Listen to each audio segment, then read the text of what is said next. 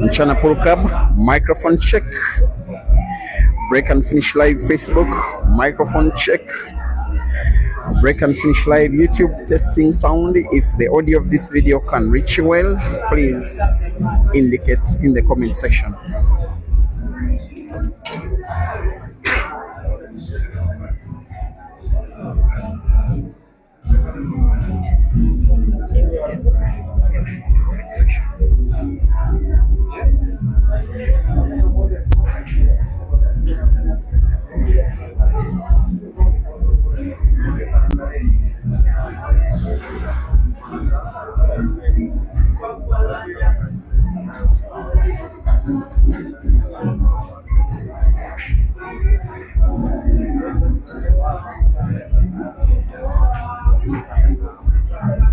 Now, on a very rainy Saturday evening, we are back at Mchana Pub and Grill, one of the most fondest places for the sport, not just in Kenya, but perhaps on the entire African continent. This venue is the annual host of the Grand Mchana Open that has gotten 2 editions, with the 3rd edition coming up at the end of this year. Today we are having a rematch of action that was played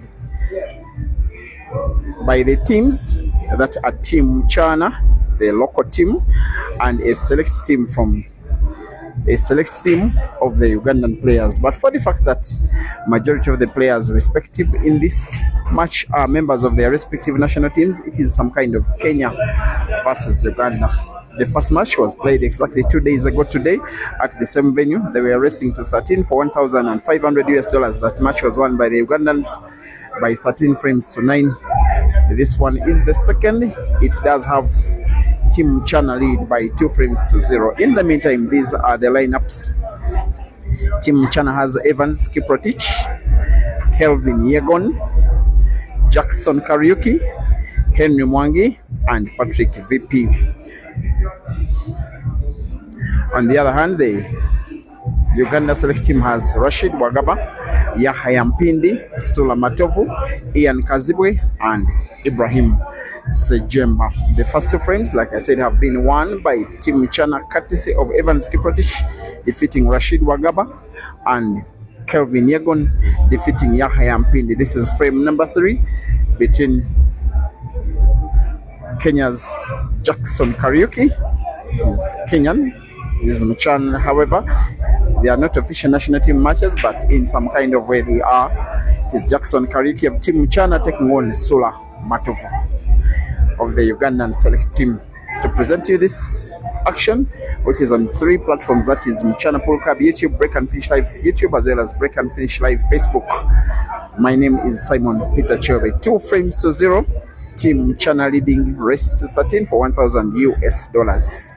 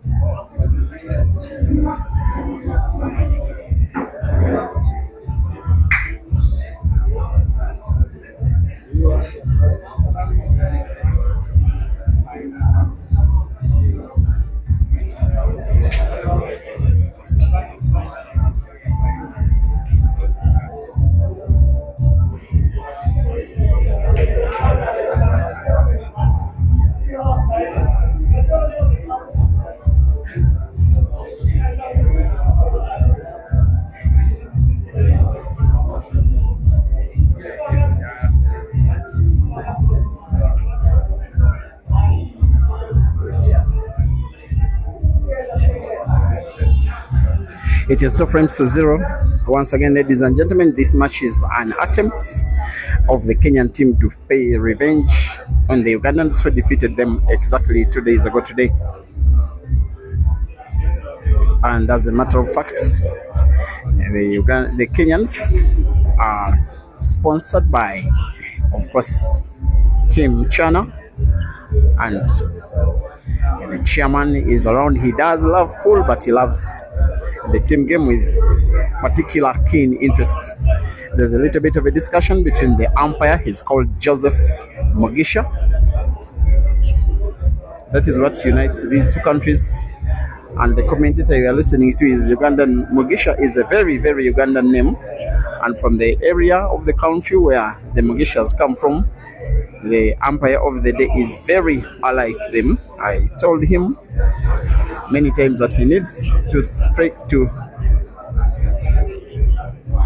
try and make some research. He may have roots in the western side of the border, in the area that is called Kabale. I'm not so certain what the umpire is discussing with some of the media team. He did stop the play of Sula, who is on the yellows, taking on Jackson Kariuki, who is on the reds. Pap Sula is on the yellow. Just one ball it is. He'll use the time that the umpire is stopping the match so far to rethink, just to ensure he plays the most effective shot available.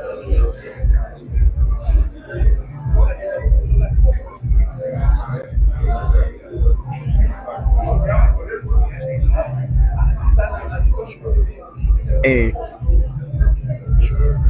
Kenyan shoe business, they are called the Shoe Game. They are sponsoring the Ugandan team for the game, and you see they are donning the Shoe Game brand.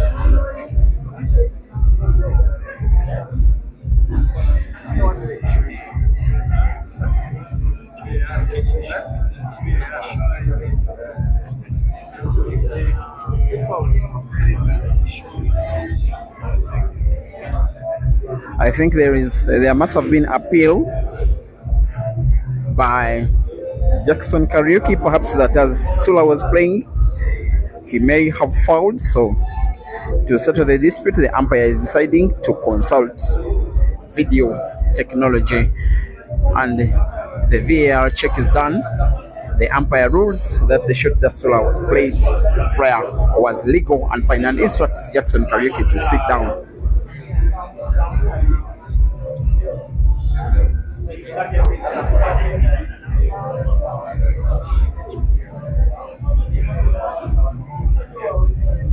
It is not easy finding cue ball for the black. Maybe pot the yellow with big spin on the cue ball, bounce it off two cushions, play into the red or the black itself. It's what he may try to do, but it's not a very easy skill. But he's a very experienced lad, this one. The cue ball should be played off two cushions into the black, maybe into the red, because the black off one cushion into the black. Very good shooting from Sola Matuvu. Perhaps, without a shadow of a doubt, the best shot of the match. That is the experience of the Ugandan that he was a national champion in 2016. Team Mchana 2 and the Uganda select team 1.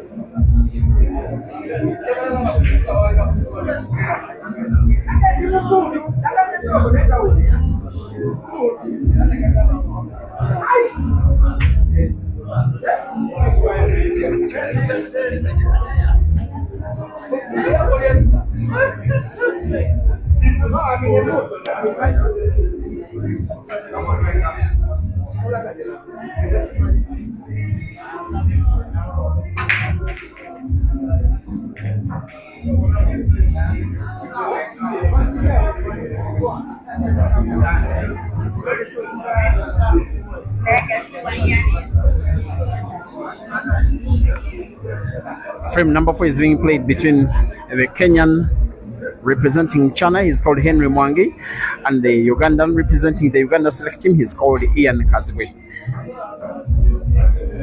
The Kenyans have potential substitutes including Moses Kimani,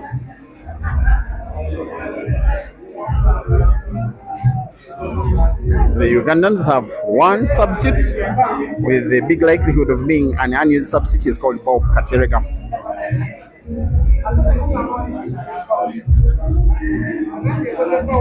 Palai Emmanuel, thank you for watching the YouTube stream. You want the shot for Sula to go to the highlights, of course it will.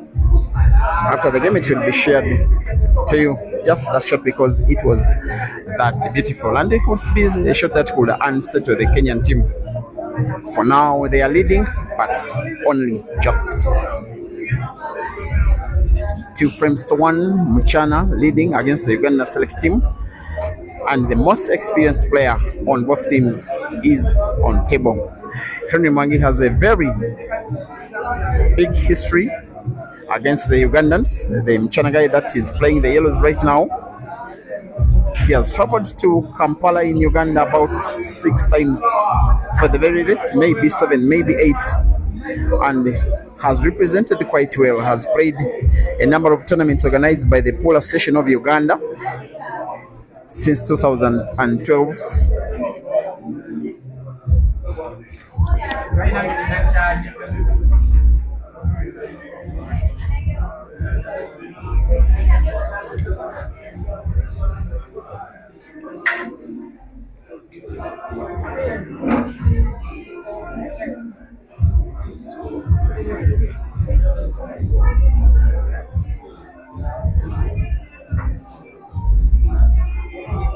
Sorry for the buffering internet on the YouTube stream. I think now it has fastened up and has solidified up. I was just reminding you how Henry remains the most successful Kenyan player against Ugandans. He did reach the final of the Kampala Open Pool Championship in 2012. As way back as that, also he reached the final of the Lugazi Open in 2016. That is 4 years later. He was also part of the Kenyan team that traveled to Kampala in Uganda for the All Africa Pool Championships in 2016. He reached the round of last 8, the quarterfinals.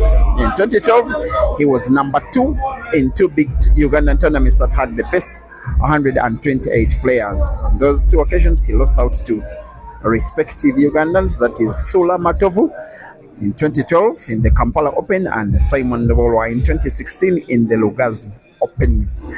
He's now taking on Ian just 6 days after he played a match against a Ugandan, that is Rashid Wagaba Dog City, with Henry becoming the first Kenyan to beat a top Ugandan in a long race with no head start. The match ended by 21 frames to 16. He did win. He could be winning a frame that is now not so important for himself because it's not a money match, it is a team game. This one is more important for his team and with nationalistic interests at heart. He wants to play and pot yellow, draw the cue ball backwards, plays it into the black, moves the black close to the side pocket on the right. Of course, a statement of intent that is he wants to go for the frame and go for it now. The yellow now close to the white will be played with connection to the corner pocket, the top left, which is top right if you're watching on Michana Pool Club. And I think the yellow close to the red is the ball that he will now play last. Roll the cue ball into the yellow packed at the corner pocket, bounce it off the cushion and then move it bottomwards, perhaps. There he comes. It looks okay. The only bit of a problem is that cue ball is so close to the cushion, but he's so experienced. The cue ball will pretty much be natural because it's played into red to remain where he can pot black with ease. As long as he's on target, and on target he is, and the rest is a formality. After the Kenyans dropping 1 frame, they recover it with immediate effect as Henry defeats Ian. It is Team Chana 3 and the Uganda Select Team 1.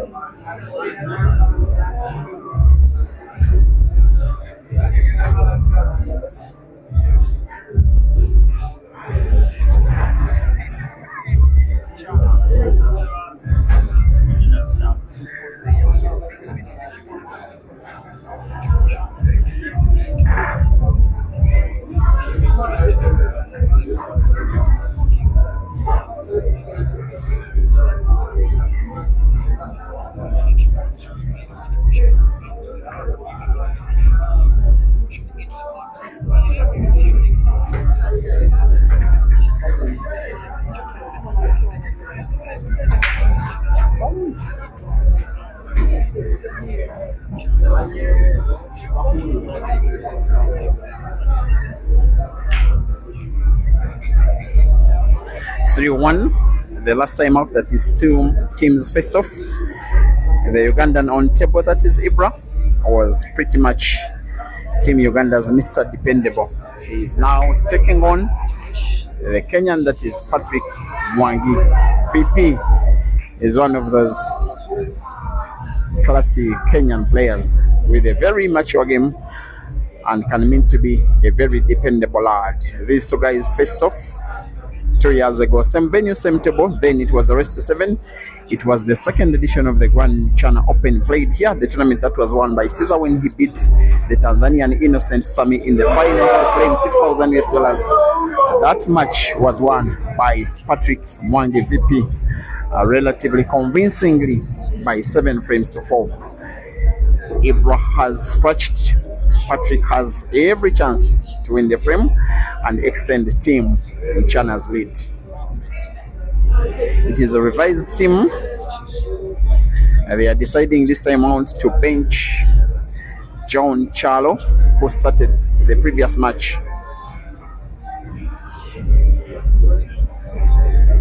And replacing him with this guy, Patrick Mwangi, VP.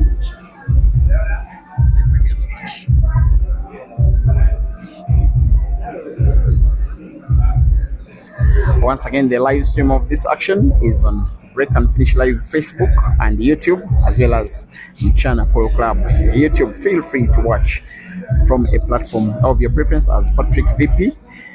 Now on the free shot, it looks like a foul that was to me, as we await to witness the decision of the umpire, who has his mind seemingly not yet made up. He's called Joseph Mugisha, an umpire both for pool, and he's a referee with the Kenya Football Federation, and of course a very experienced player of the game, that is pool. He may need a little bit of video evidence to make a decision here. From what I can witness of the way the shot was played, it does look like a foul. Normally when the cue ball follows the object ball played with pretty much the same speed, it is double stroking. There is no way that is possible in real physics of the game, and the umpire rightly rules a foul, advantage to Ibra.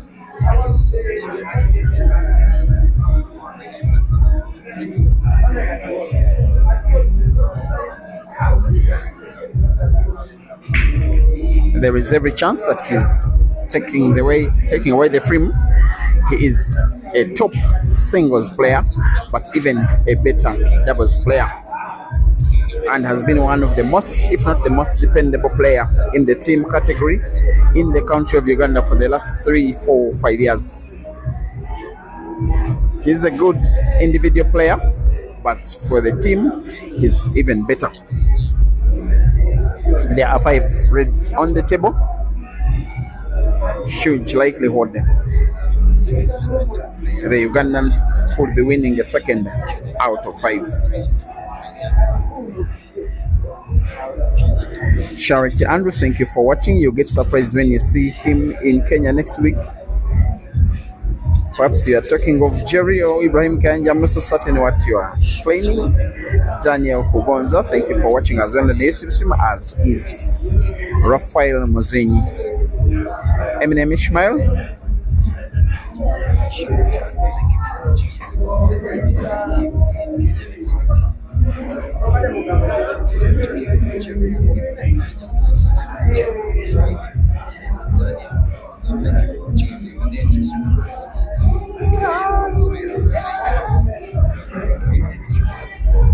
With Ibra, the pattern is him putting red to the center pocket first, then the last red to the corner pocket, the corner, which is at the top left of the screen. It is as well the top right if you're watching on Michana Pool Club, for him to record what will be a first for himself, but most importantly, a second for his team out of 5. He leaves the cue ball in a position where white for black will be natural. As long as he rolls red to the corner pocket, the cue ball naturally bounces off the cushion in a position where he can put black to the side pocket on the right, and the rest is a formality.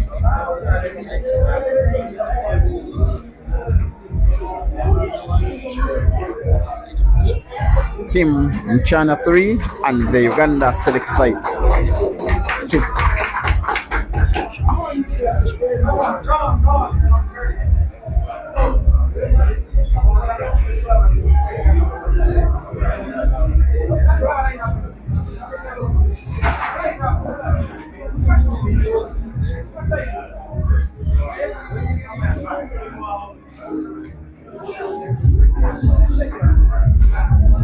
Givenchy, thank you for watching. You want to watch a match between Ishmael and the potting machine?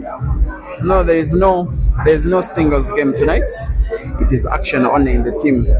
And starting tomorrow, maybe Sunday, we are likely to be having ladies money matches before the men's money matches, because a Ugandan lady called Juliet Namohanga has arrived at the venue and has challenged every Kenyan lady that knows how to play pool to money matches. Those ones will be programmed right after the main games starting tomorrow, if any does show up.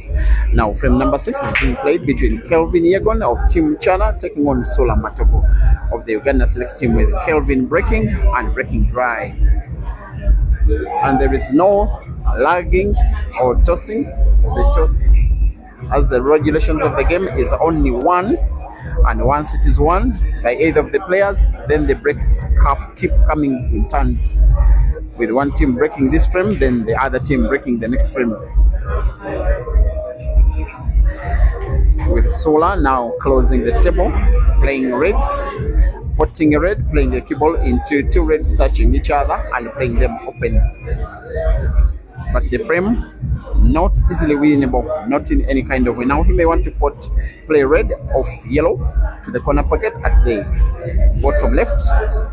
Red off the 2 yellows touching each other. Red, he misses, playing the red off yellow. That is why he's missing the effectiveness of the shot he has just played. As for Kelvin, perhaps the fact that he has one relatively dead ball on the table, that is the yellow that is so close to the red at the corner pocket top left, which is bottom left if you're watching on Break and Finish Live. And may play the cue ball into the 2 yellows touching each other. He does exactly so. Plays Sola's red a little distance from the yellows, making his frame finishable, but not with any kind of ease.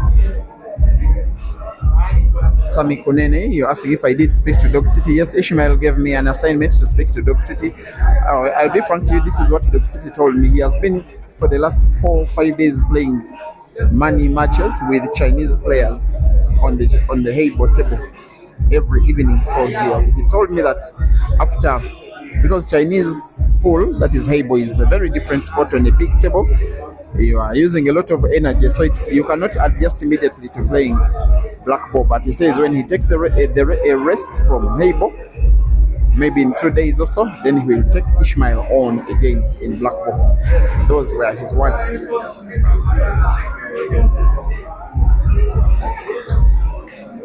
And also pending confirmation, we are working to see that Ishmael and Ibra face off perhaps tomorrow.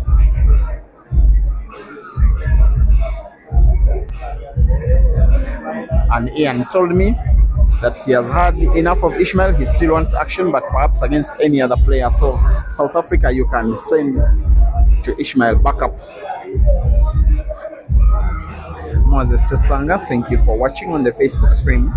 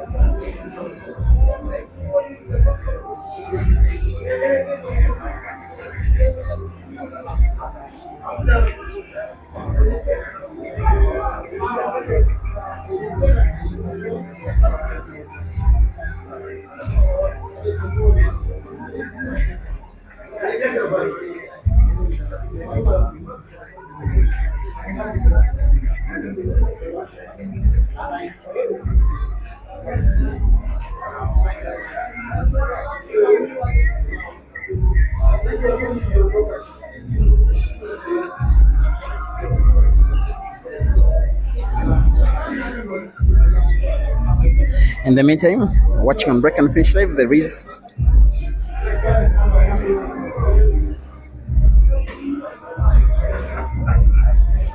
was an internet glitch which has now been fixed. Sorry for the disturbance.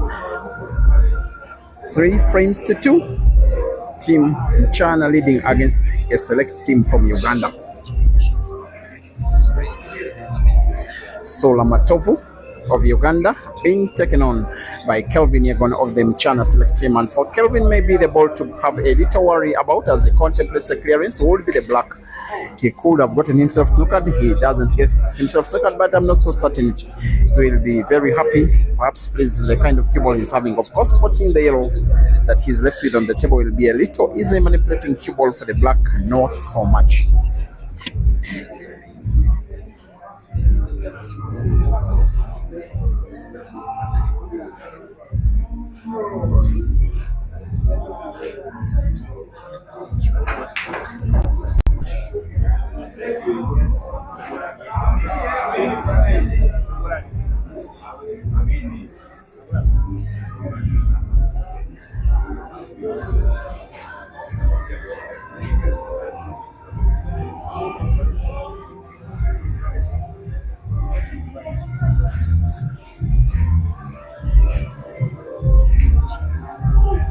It was always so tight for him trying to put black. I just get a feeling that he lost his pattern with the kind of cue ball he granted to himself just before playing the penultimate yellow, given the position of the black.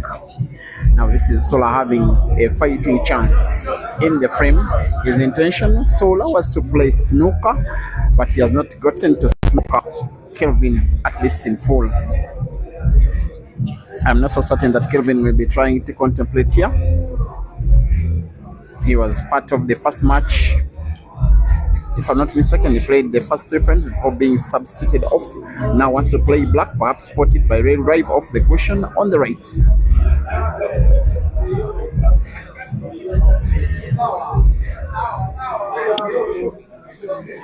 Kelvin doesn't find the black. Dear viewers, it is a foul advantage, Sola.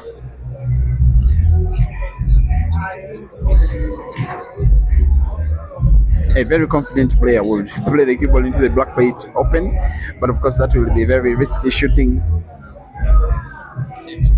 I am not so certain Sola will want to go for a clearance now. Maybe he may want to put as many balls as possible and then leave Kelvin to have one more shot on the table.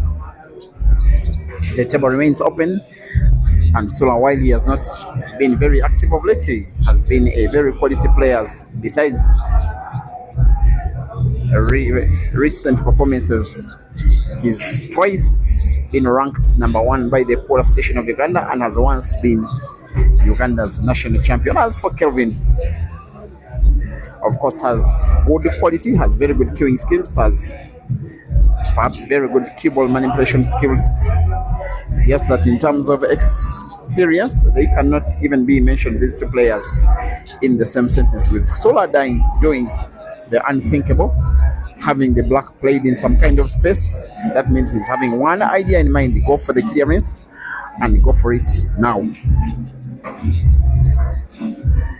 He will be very wary, a little maybe of the yellow, of the red that is rightwards of the two. It is leftwards if you're watching on Chana Pool Club, because it is close to the cushion, nonetheless portable.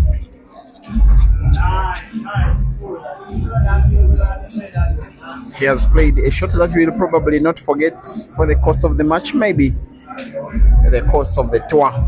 It was him rolling back there. Has to be careful with his t-shirt. It could be kissing against the red. The umpire will be very observant here. It could be something that could discomfort the player, but he is okay as he gets support.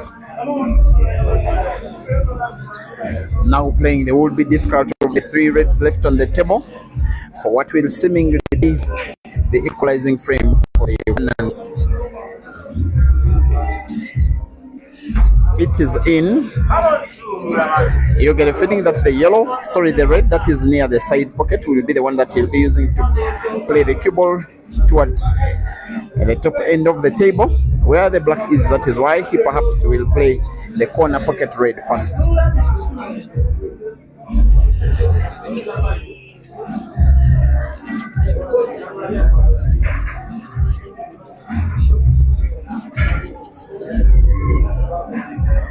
He chooses instead to play the red to the center pocket first. Now has the little role of moving the cue ball towards the top end of the table in a direction it will be tricky. I get a feeling he may want to play it with the right spin off the cushion on the right and then move the cue ball leftwards to the top end of the table. That is after bouncing off 2 or 3 cushions. I think the shot he wants to play with the right spin. That's what he's aiming for. Right spin, 1, 2 cushions. Very good cueing from the most experienced player on the Ugandan team. However, he's a little unfortunate. The cue ball may have hidden itself a little into the jaw.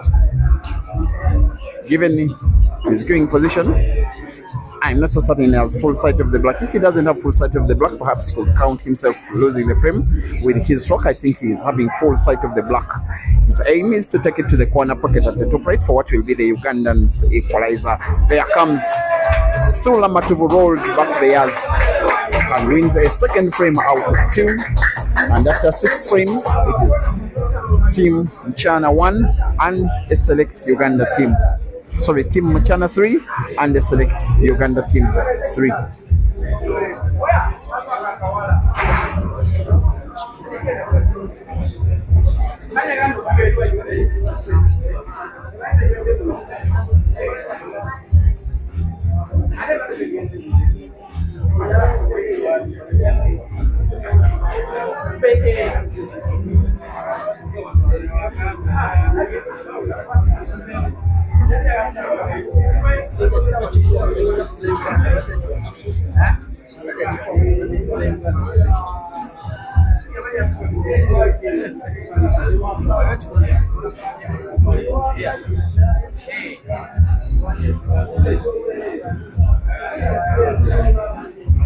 Frame number 7 between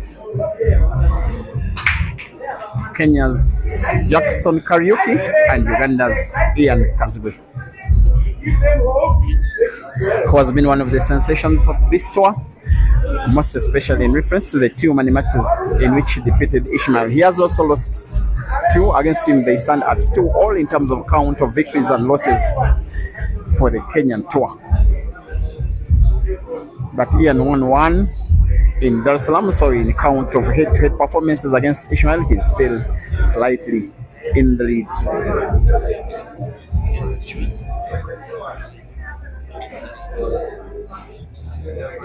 And from wherever you're watching, guys, please don't forget to like the video. With Ian closing the table, the left-hander is playing yellows. At this point of the match yesterday, with 6 frames played, it were the Kenyans leading by 5 frames to 1. Today the match is starting a little more even than yesterday's, as Ian Potts plays the cue ball into a yellow that was pretty much so close to the cushion. Now moves it as close can be to the side pocket on the right.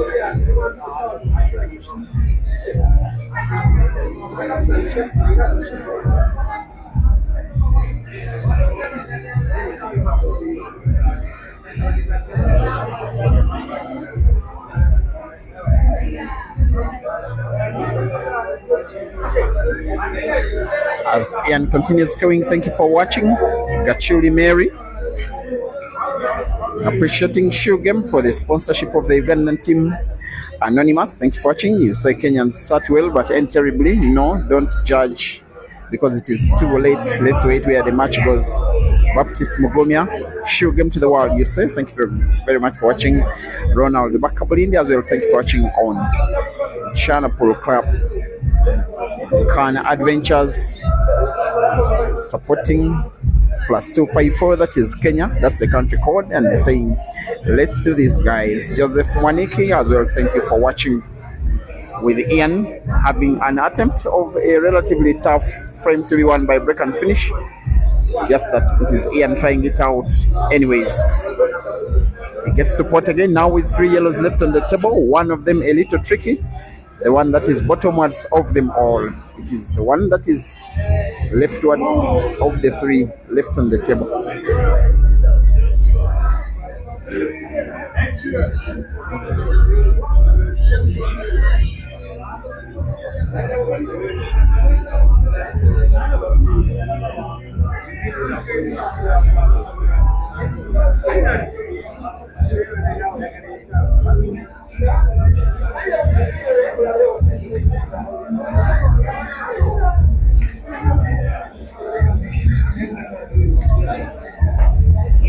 He has maintained the cue ball for the will be bad of the 2 yellows now.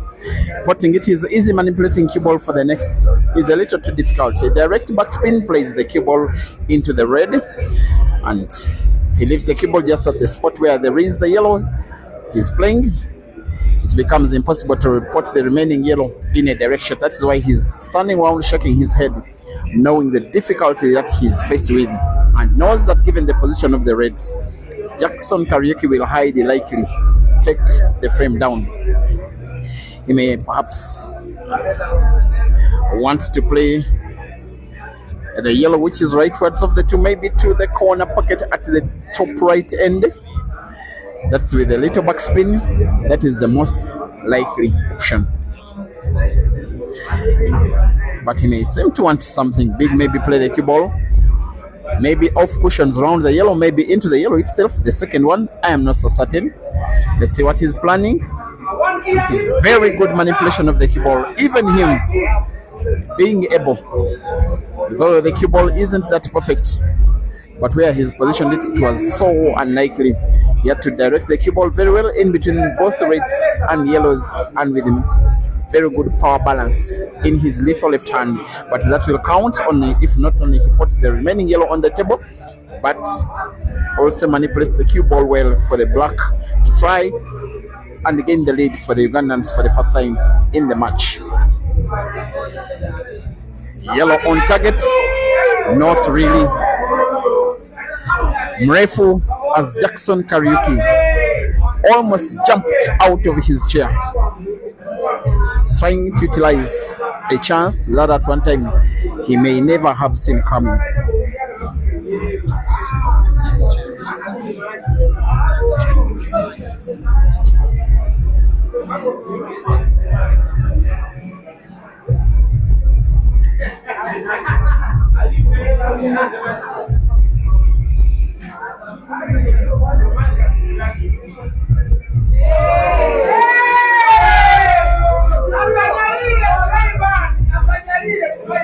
unfortunately, under the weight of pressure from wherever it did come, I don't even know, because Jackson Carrick is supposed to be a very dependable player. And you are listening to someone that has been seeing his games for the last 2 years. The umpire, Joseph Mugisha, warns Sola Matov that as you support your player, don't call out the name of the opponent.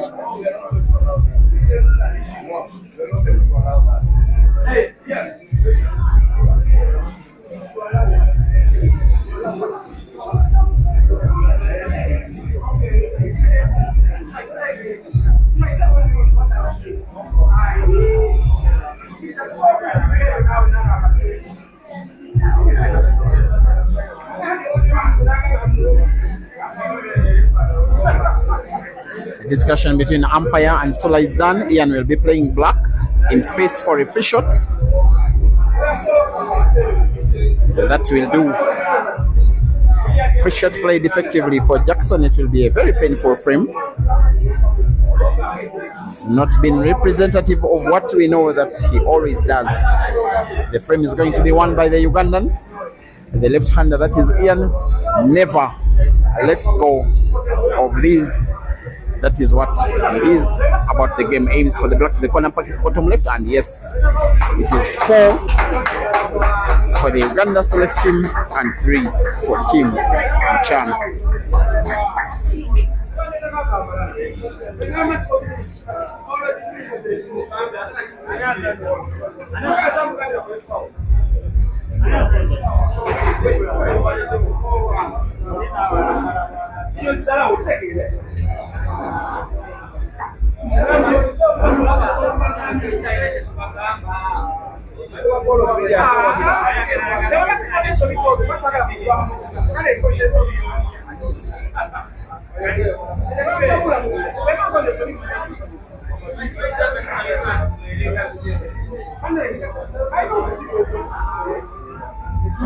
After the next 3 frames, there is expectation that we could be having timeout, but let's watch this classic frame between Kenya's Henry Mwangi of Mchana and Uganda's Ibra Sejemba of the select team from Kampala.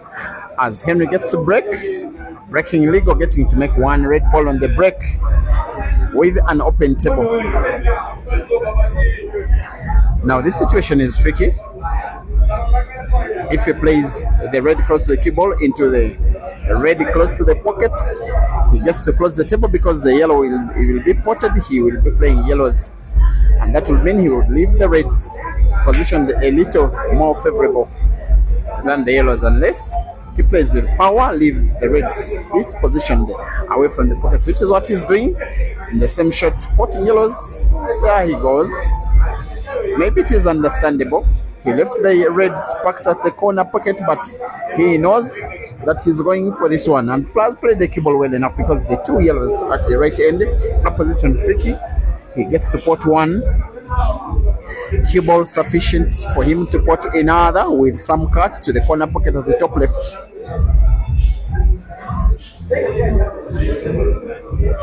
The cut has to be sharp. A cut on the right takes it leftwards and pots, and knows that highly likely than not Ibra will not be getting chance to play in this ongoing frame. It is quite rainy here. For a few times when you see some glitches of the internet, please accept my apologies. Now we'll be putting the yellow close the cue ball with a little backspin. Cue ball span rightwards, that is off the right cushion, and then moving bottomwards where the 2 yellows are. He wants to put them perhaps to respective center pockets, left and right. And I think the cue ball is okay because the yellow he's looking at, as he puts it to the center pocket, the cue ball is natural for the second yellow to the corresponding center pocket. He's Mr. Dependable always. He's a guy that has been ranked among the top 8 of the All Africa Pool Champions Associations before. And since 2014, he has been a top player up to present yet. And he's on the verge of winning the frame by break and finish. He will be putting yellow to the side pocket on the left, drawing the cue ball backwards for the cue ball to have ease for him to put black to the corner pocket, bottom left. Here comes Henry. may play the cue ball instead of the top cushion, goes for the little back spin, and that will do. And Ibra knows that the only offense he's committing in this ongoing frame is not being the player to break Henry versus the black to win by break and finish for Kenya's equalizing frame. Here comes Kachari, as sometimes he's nicknamed, as he aims for the black and puts it. Cue ball safe. Team Mchana 4 and Uganda Select 4.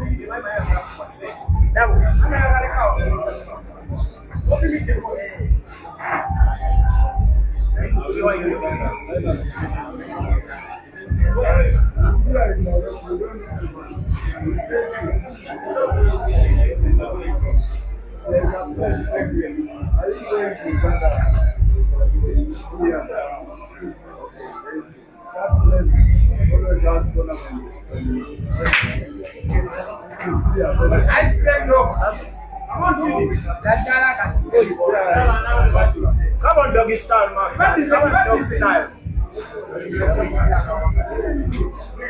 Come on, doggy style, master.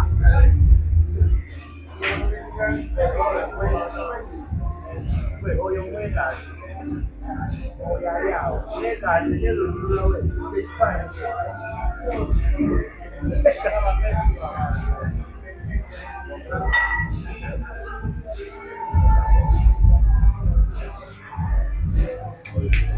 I don't get style match. I don't see.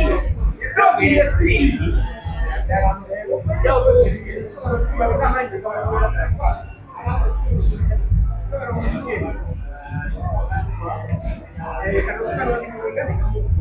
Dog this style, dog master. Dog wants to be here.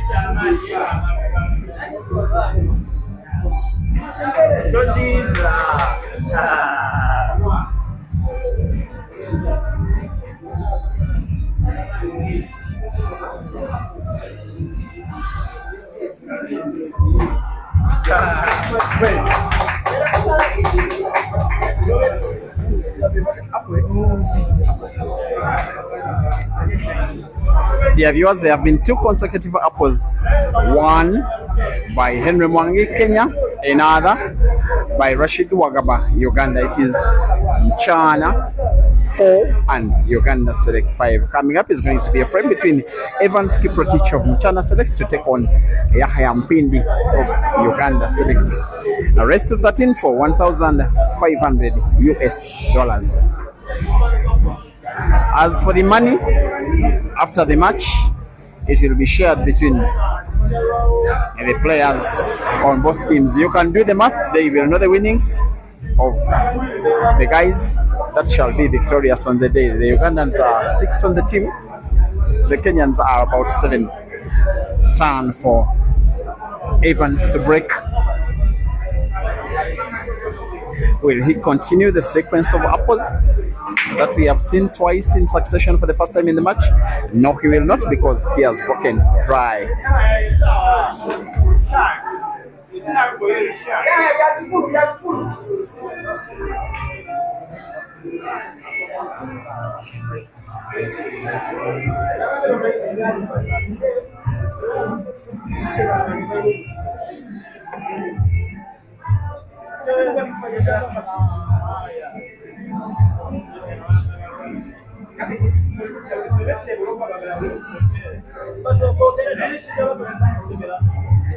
The table is open, dear viewers. Team China 4 and the Uganda Select Team 5.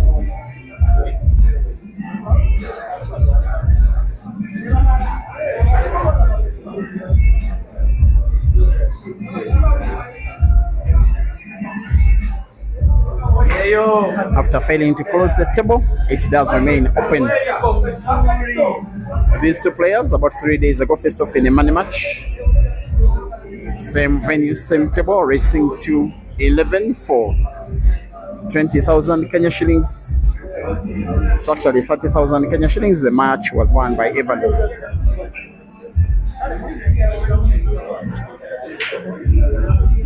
The other similarity is that they are the youngest players for their respective teams. But of course,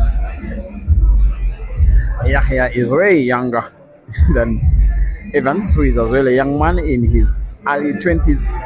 Yahya says he's 17. He does look even younger than that. The table remains open with 2 misses from both players.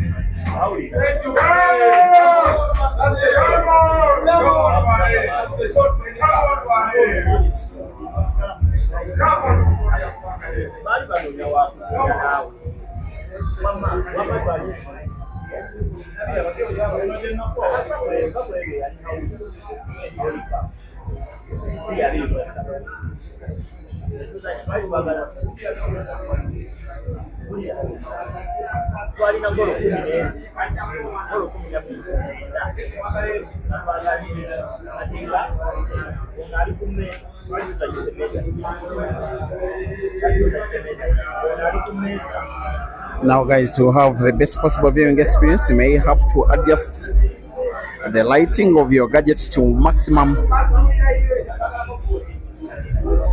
as we watch what looks like an equalizing frame for the Mchana team before heading into the halftime break, with Yahaya playing 3 misses in a row, with Evans responding by playing a frame splitting shot that rendered 5 yellows open, and the black, and the frame is very easily finishable by one of the hottest talents on Kenyan soil in pool today.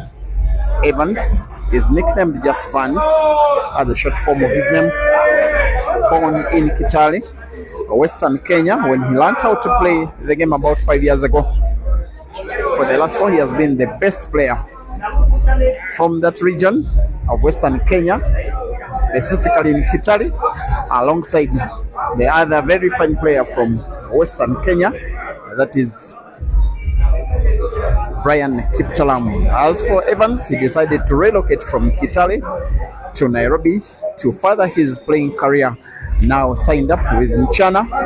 He said he's not leaving Nairobi because Nairobi is growing his game, and he's playing international pool, and his game is growing almost every time you see him from the previous. And we'll be potting black now to the corner pocket at the top right for what will be the equalizing frame for the Mchana team. With 10 frames played, ladies and gentlemen, it is now Team Mchana 5 and the Uganda Select Team 5 in a rest of 13. We may have timeout, I'm not so certain.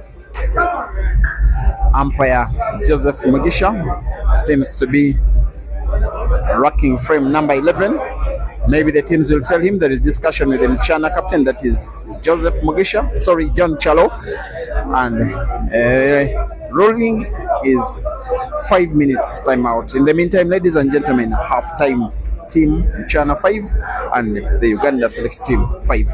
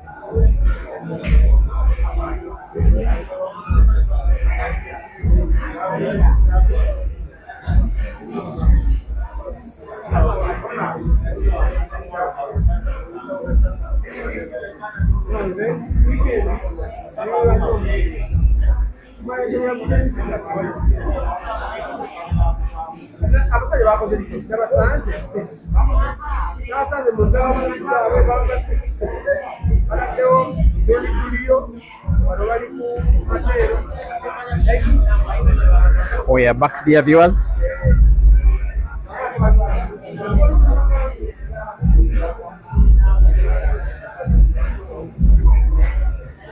To watch, witness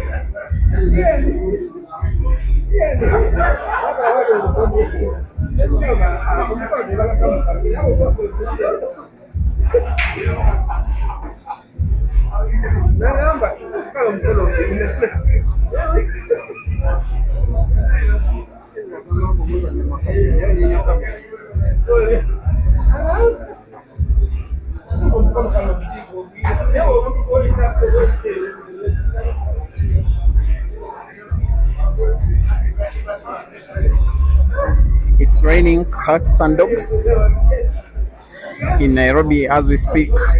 So if you see some glitches of the internet in the stream, kindly accept our apologies. But what I know is Ibra will not be asking for any apologies if he wins this frame by break and finish, because the last frame that he played against Henry Mwangi, which I think was frame number 8, he lost to Henry and lost to him by break and finish. However, he still has work to do, most especially given the position of the yellow that is close to the corner pocket, bottom right, which is as well bottom left, depending on the platform from which you're watching.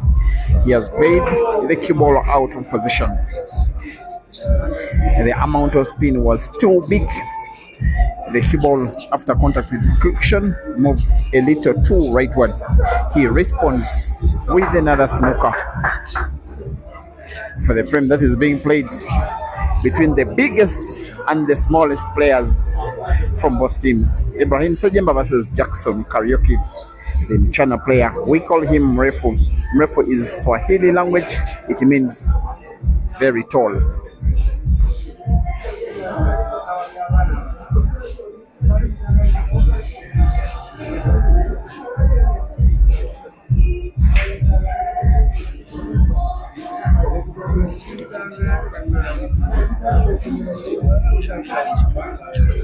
Five. We are now racing to 8 to determine the winner of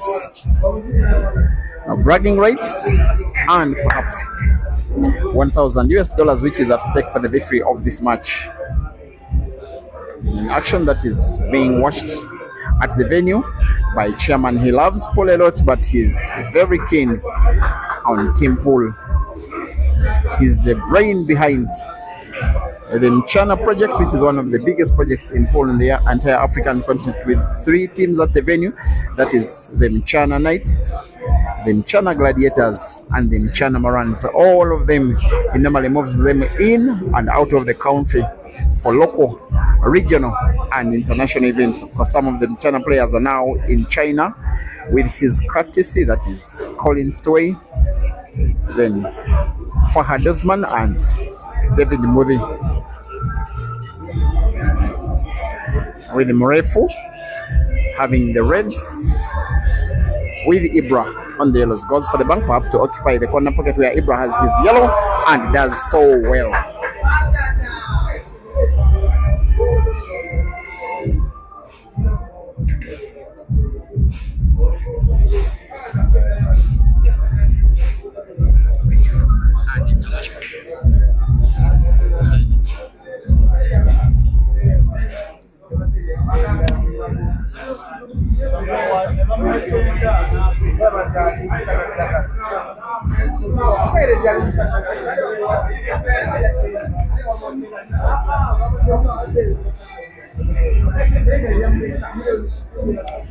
Ibra finds himself spotting yellow off the cushion in the same shot, getting himself snookered. Will want to find the yellow at the corner pocket top right of the left cushion, but has to be playing that yellow with right English, right spin, that after being played off the cushion, it rolls on its axis with the right movement that could get it to the corner pocket where there is the other yellow off the cushion. Foul.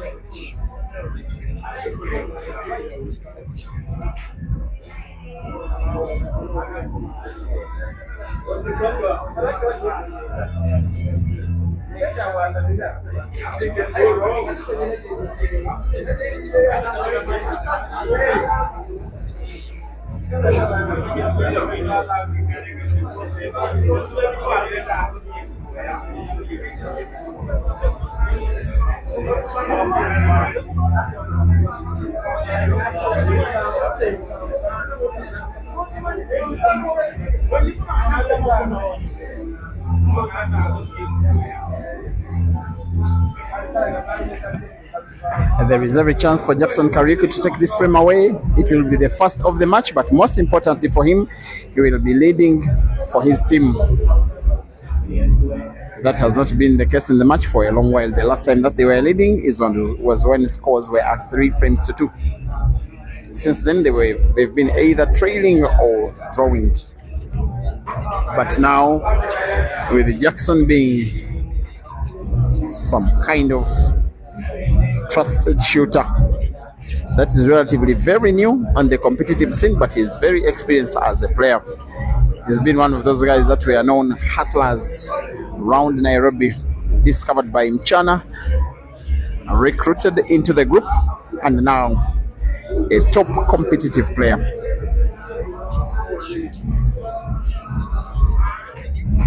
As he plays, as he shoots, as he gets closer to the win, it will be very motivational for him. Most importantly, very motivational for the entire team. Needing now to put 3 reds and then the black, highly likely he will. And perhaps the 2 reds remaining on the table, he will want to play and put them to the corner pocket bottom right. And the black is there for the taking. Playing one of them, having the cushion bounce a little off the right cushion, and then in space enough to put even the second red to the same corner pocket. Just like that.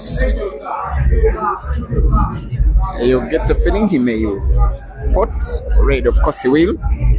Maybe guide the cue ball to put red and black to the same corner pocket. Maybe play with very little power, then put black to the corresponding corner pocket. That is bottom left.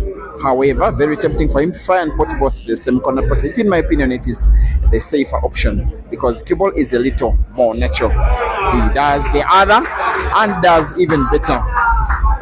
Jackson Kariuki, Mr. Mrefu, is winning his first frame of the match, but significantly the 6th for Team Mchana. Mchana 6 and Uganda select 5.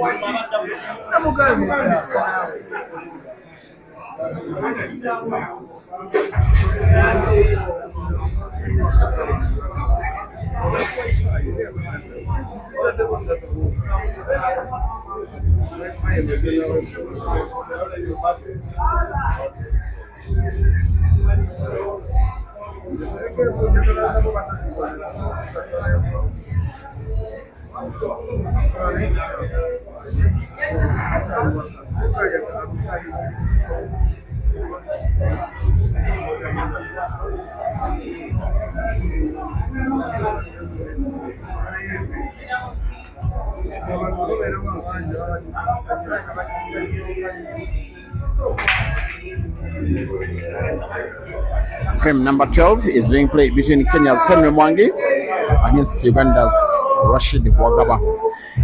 The breaks, like I told you before, will be alternated until the end of the match, with one team breaking this frame, then the next team breaking the very next. The table is open. You get a feeling the Ugandan Dog City will want to play the yellows, because besides the 2 that have 2 reds right behind them at the corner pocket top left, the rest of the yellows are good for the taking and with a lot of ease. To close the table, Dog City puts yellow to the side pocket on the right. in a match where in some kind of way he may have underperformed, most especially considering the first and second, but he has won one frame so far, which was won by break and finish, and the other will follow in pretty much the same way, most especially if he can get to make a ball now. Maybe he's asking umpire Joseph Mugisha to communicate to the Kenyan players to maintain silence as he plays, and the umpire does exactly so, with Dog City now potting 2 yellows in combination way, moves the cue ball to the top end of the table. If he can get to pot 1, he could be good for winning by apple. I am, however, not certain it can pass to the corner pocket top left, because there are some reds that it may have to contemplate through, maybe play it off another. That's the sharpest cut you will ever see, and it's played quite right. Just that one of Rashid's yellows has been played close to the cushion on the left.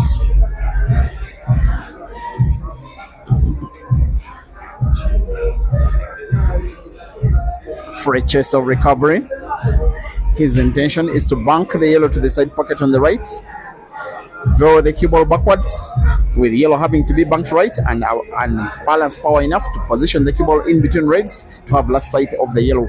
And in full, it's not an easy shot.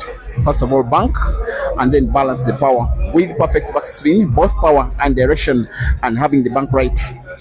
And Dog City gets the shot completely wrong. Advantage, Henry.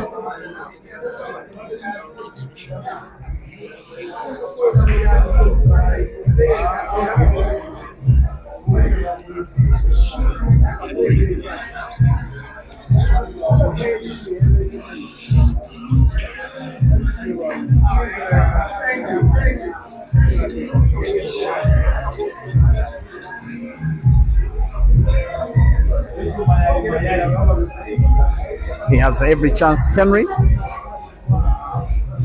He's a very, very, very experienced customer.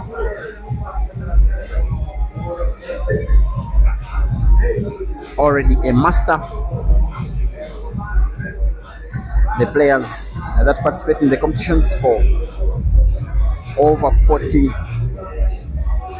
years old shooters, and he reached the final of the Masters at Queens in Bulawayo, Zimbabwe, just about exactly 1 year ago, losing out to Zambia's Victor Sinyenza.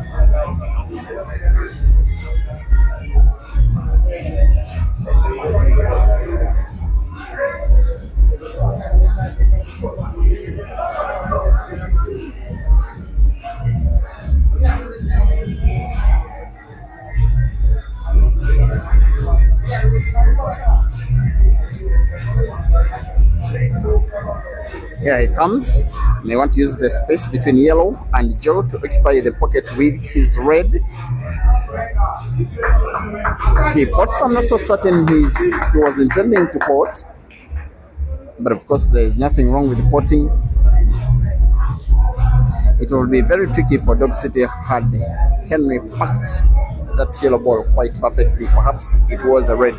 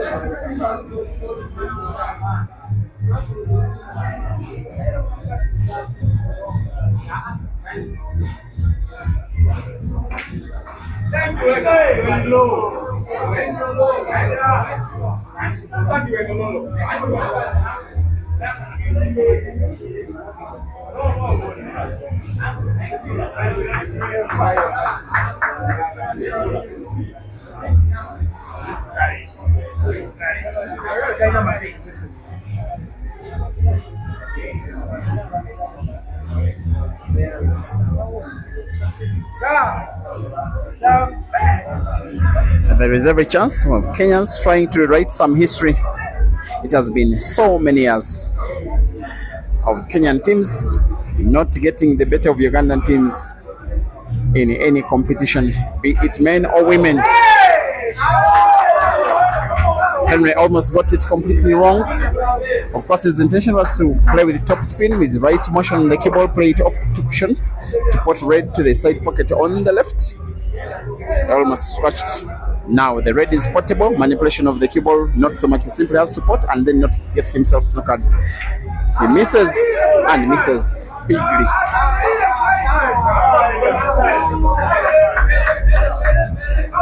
Now Dub City has to play a very big shot. Look at the yellow at the top end of the table. He will want to draw the cue ball backwards the whole distance of the table. The realistic chance for him to put the second yellow close to black is to the side pocket on the left. That's why the cue ball has to. Perhaps he was even faster than myself. That yellow close to black is passable to the corner pocket bottom right and has played the cue ball to pinpoint accuracy. Even though he may have wanted to place the cue ball by plain hand, he would perhaps have placed it at the same exact spot. Cue ball with backspin off the left cushion, as long as he's on target, will be okay. Off cushion, backspin. It may have lacked a little bit of power because it has a sharp cut. If he's to play it, to put it to the corner pocket bottom left. The other options are perhaps a bank off the cushion on the left into the side pocket on the right. Nonetheless, the frame is now a little tricky. Another player may choose to play snooker. Dog City is not another player. He simply wants to play to put a sharp cut on the black on the right, to put it to the side pocket on the left. The ball is safe with the sharpest cut of the ball in the match so far. The Dog in the City equalizes for his team. It is Muchana 6 and the Uganda Select team 6.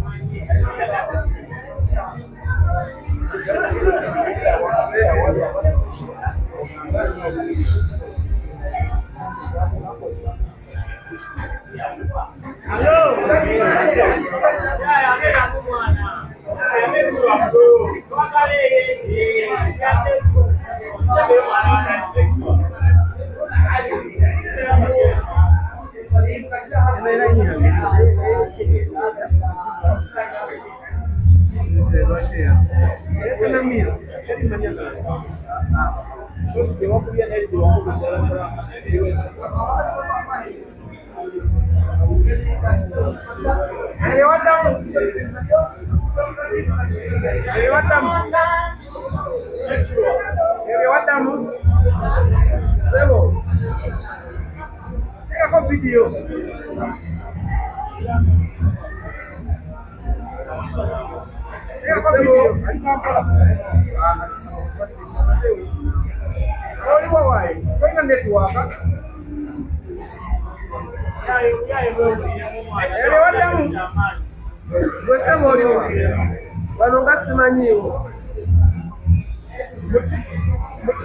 Uganda. That's why I am.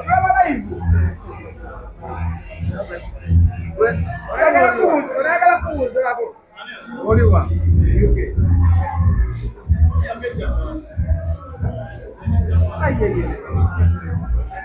Only one seven. Madam and you only one sister. Only one sister.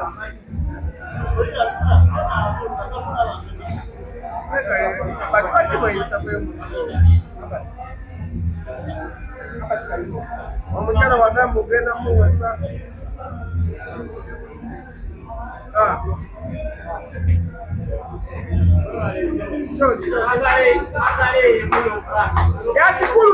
Byakikulu. Omukazi wagamba ogenda muwasa.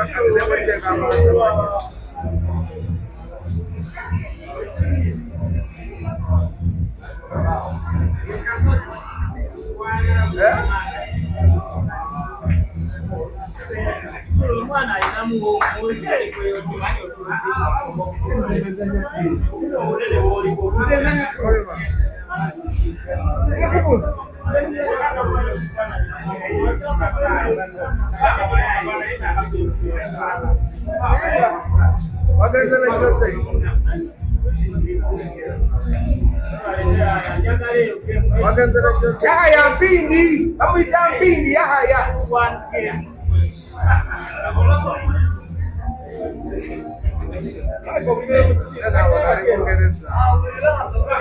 What's that up there? What that up there? Short.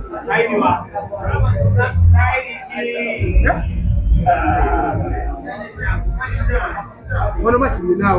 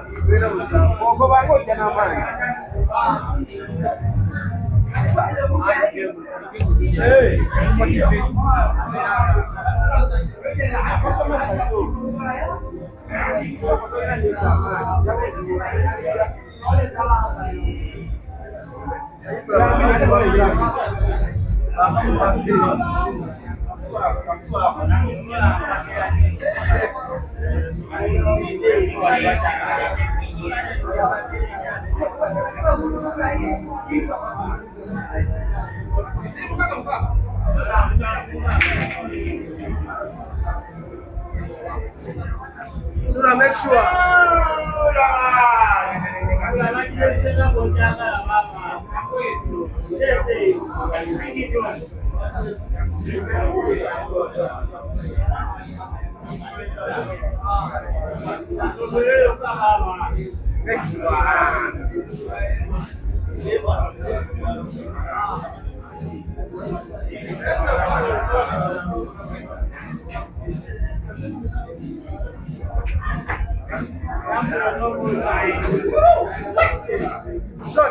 Short Sula. Oh.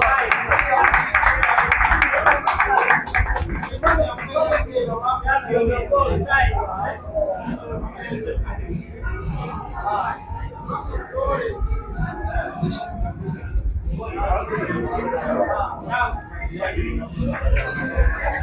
viewers, just in case you may only now have joined the stream, it is a team game, a money match it is, racing to 13 for 1,500 US dollars. Team that are called Team Mchana, the local team, because we are playing at Mchana Pub and Grill, one of the fondest pool venues on the entire African continent, and we are seeing a match being played on the table that is being placed, said to be the very best pool table on the African continent. They are taking on a select team of Ugandans that are into Kenya to have a tour, have money matches and tournaments against all of Kenya's willing players and any others, and most especially Ishmael. Current score is 7 frames to 6. Once again, with the Ugandans leading against the Kenyans, with frame number 14 happening between Uganda's experienced veteran player Sula Matovu taking on Kenya's Evans Kiprotich. As for the Mchana team, this will be an attempt for them to equalize. For the Ugandans, it will be an attempt for them to take a 2-frame lead for the very first time in the match. The most experienced of them all, Ugandan, but resident, living and working in Nairobi. And he plays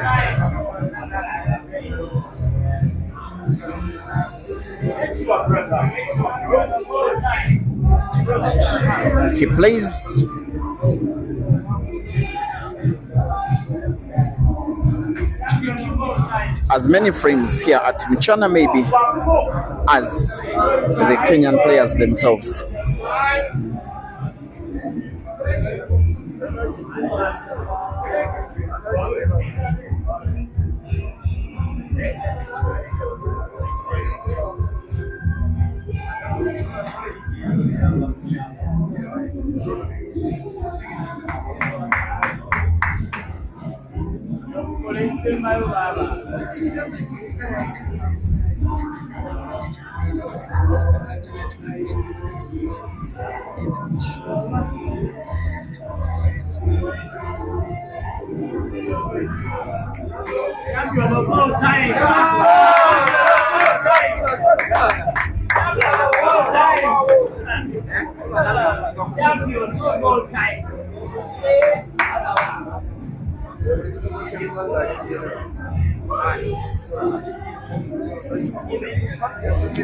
Whatever Sula Matovu has been doing, most especially in today's match, has been vindicating him as Uganda's Mr. Formidable, Mr. Experience. He has played 2 frames so far, has won them both.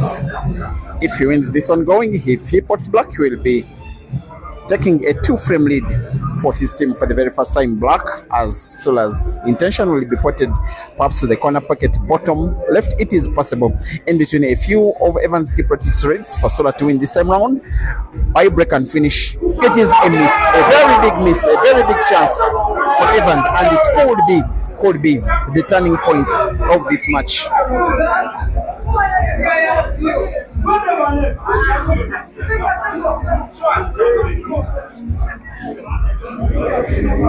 The chance is as big can be for Evans to win a frame. That, other than being a 2-frame lead for the Ugandans, will be an equalizing frame for the Kenyans. The youngest on the Kenyan team versus the eldest on the Ugandan team, taking each other on, with the mistake of the match coming from the experienced lad instead, with Evans now having 6 reds on the table, all of them positioned so well, and is so good for me not to believe that he could leave these reds and the black hanging on the table after his current visit.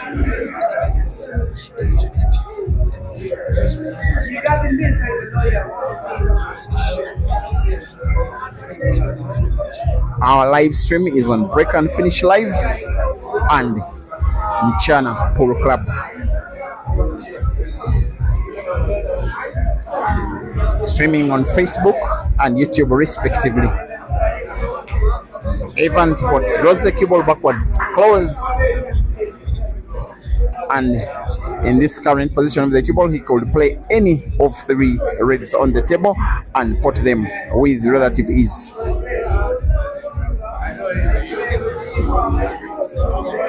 As Sola waits and hopes that Evans' attempted clearance will get something wrong, he will be knowing that the miss of the black, as for Sola, is more than worth being punished, and pretty sure Evans will.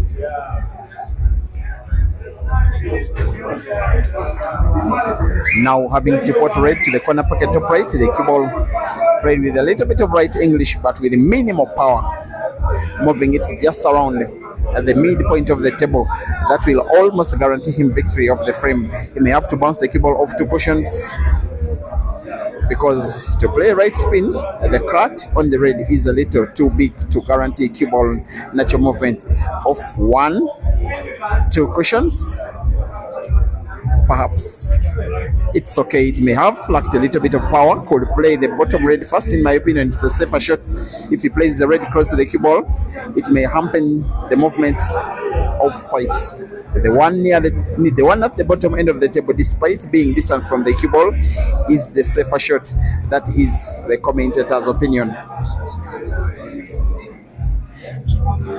And Evans seems to aim and seems to stroke like he's listening to the commentator.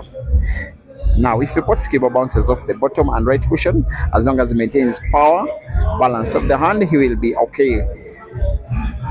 Of 1, 2 cushions, perfect. The rest is a formality.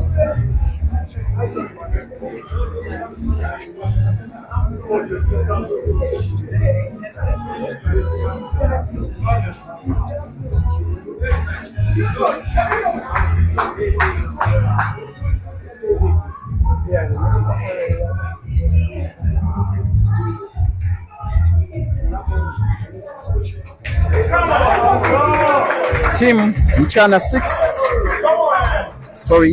Mchana 7 and the Uganda Select Team 7. Race to 13, now race to 5.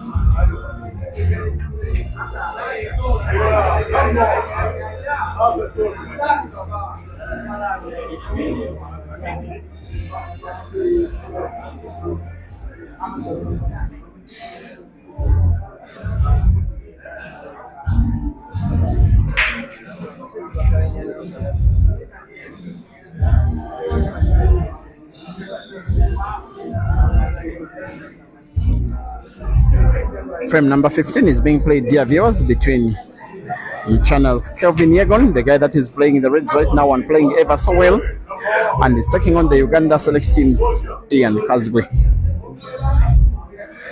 Kevin, one of the new sensations of Kenyan pool, he can mean to have a good pattern, very good potting ability, and even better manipulation of the cue ball. And in the shot he has played last, you may have witnessed that Reds are 5 in number. All of them now in space. Black close to the yellow, nonetheless portable to the side pocket left.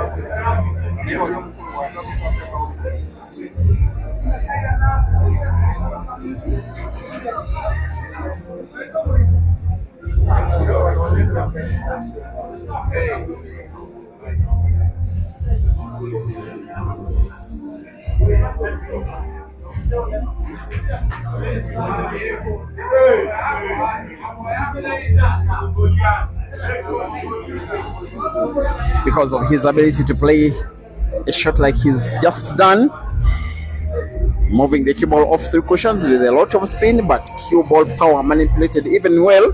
That is why he's gotten himself the name, the calculator. Red he's looking at is portable to the side pocket right, direct or off the yellow in what looks like another frame that is being won by break and finish in the same match that has witnessed so far about 4 upwards. This one could be a fifth, with Kevin Yegon now having to play perhaps the red to the side pocket on the left. He may have a little bit of problem because the cue ball naturally is played into the yellow that is close to the black, but can use that to his advantage to slide the yellow off yellow. To slide the cue ball off the yellow. He's instead nominating to play the top red first. That is a suspect decision, because the natural movement of the cue ball is either into the yellow that is close to the red or off the top cushion, and there is another yellow at the right which could affect its movement. Even then, even when it avoids any of the yellows, he may find it difficult to find the red close to the side pocket on the left. How can he?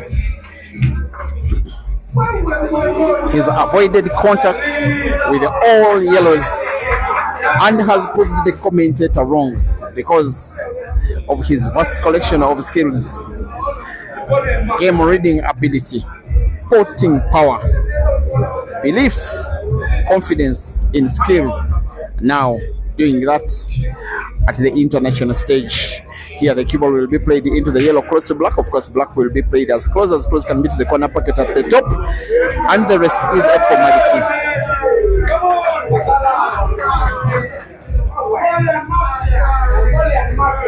Team Mchana lead by 8 frames to 7. Ian congratulates Kelvin in one of the best finished frames of the match. Once again, Mchana 8 and Uganda select 7, rest of 13.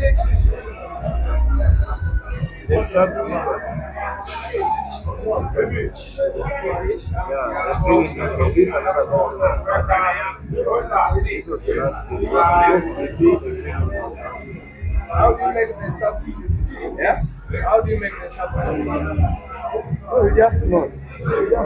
It is no longer there. It's just 2 sessions.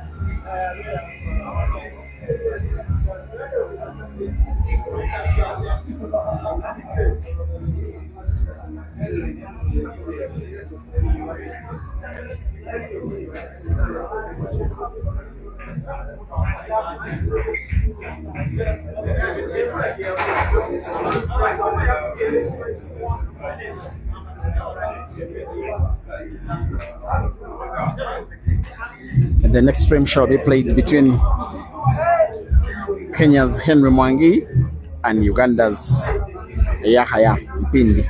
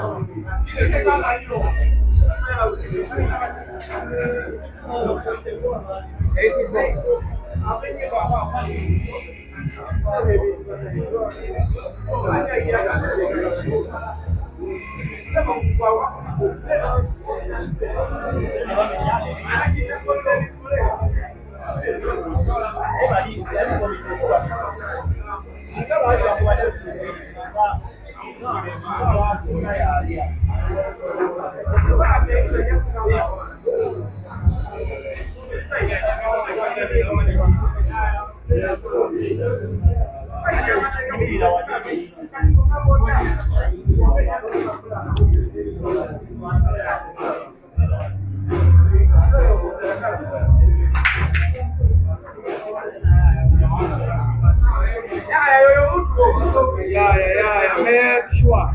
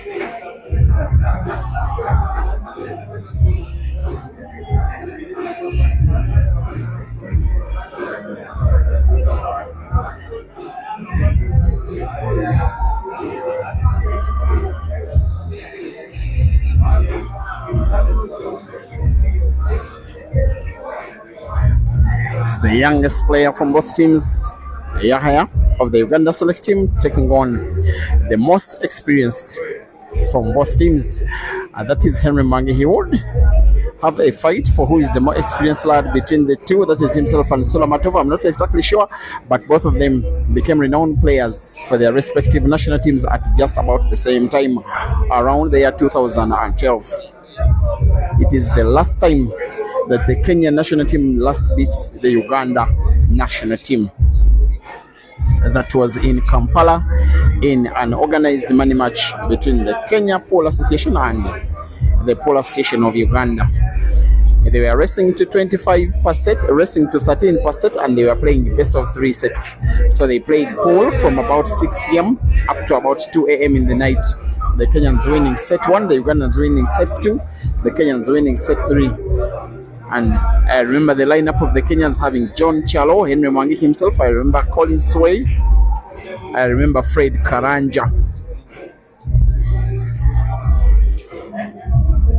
And the Ugandans having Sula Matovo, Alfred Gumikiza, Jonah Turije, Waswa Kaiya, and Fahad Sawankambo. That's the last time Kenya last beat Uganda. While this match is not exactly an international match in not respective national teams, but the fact that the majority of the players on both teams are members of their respective national teams, this one will feel like Kenya beating Uganda 14 years later, with the assumption that they could win. The Kenyans, here comes Mr. Inspiration for the Kenyan team, with a vast wealth of experience that he's now transmitting into his teammates. And while some of them normally outplay him in some of the small events that happen, when the big pressure games come, Henry normally shows to his teammates who is king. He'll be having a tricky situation if he's to go for the frame with his current piece of the table because of the red that is touching both yellow and black, which is pretty much a dead ball. Please, he could put the cue ball here. He will be lucky by not putting the cue ball, but not lucky about how likely it is that he will be finishing the frame with his current visit of the table. His opponent, Yahaya, is way younger. In fact, in terms of age, Henry is Yahaya's dad. Now, this one looks better, perhaps much better. Very effective. If Henry can roll the remaining red, perhaps the one close to the keyboard to the same corner pocket he has spotted the previous, he can have every chance of winning the frame and winning it now. Because with a little top spin, the keyboard follows the red. He could put the last red on the table close to yellow and back to the center pocket on the left. This one looks in. Yes, it is in. That is knowledge, not just of pool, but knowledge of the table as well. He will want to roll the remaining red on the table into the side pocket. With top spin, the keyboard is naturally played into the black. Have both black and white in space. Hope that he finishes the frame and finishes it now. Top spin, cue ball into the black. Perfect. From this range, Henry will never ever miss, most especially given the implication of the win. It is a 2-frame lead for the Kenyans. It is now Mchana 9 and the Uganda select team 7.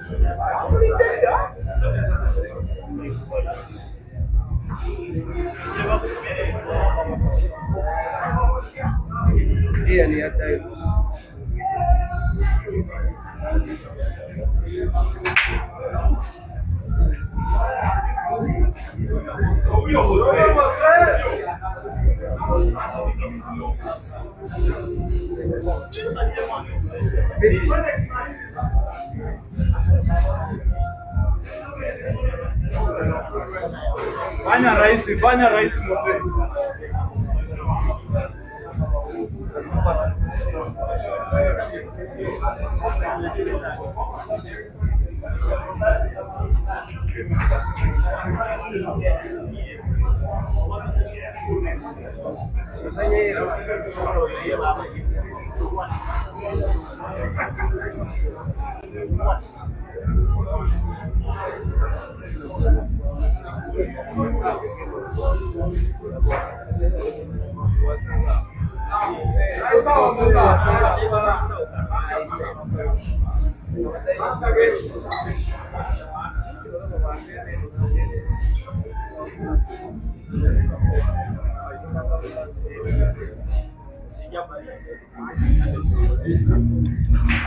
Now the ongoing frame, which is the 17th, is being played between Uganda's Sula Matovo and Mchana's Moses Kimani, who is coming in as a substitute. I want to think in place for Patrick Mwangi. Yesterday he came on as a substitute. Moses played 2 frames, won 1, lost the other. It was a losing effort for the team. Today he's coming on as a substitute and wants to extend the lead of his team to 3 for the first time and a very decisive time in the match. Surely now the Kenyans are turning themselves into the favorites for the victory, which will be a moment of pride to be Kenyan, most especially a fan of Paul. Moses has played himself to this position of the cue ball. He has only one side of one of the reds, and the only choice perhaps is to the corner pocket at the bottom left, perhaps bottom right, sorry, top right of the table.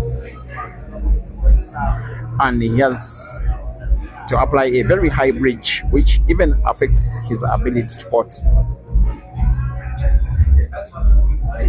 And the chairman is at the venue, the boss of Mchana. I want to think he will make the team very happy financially if they win.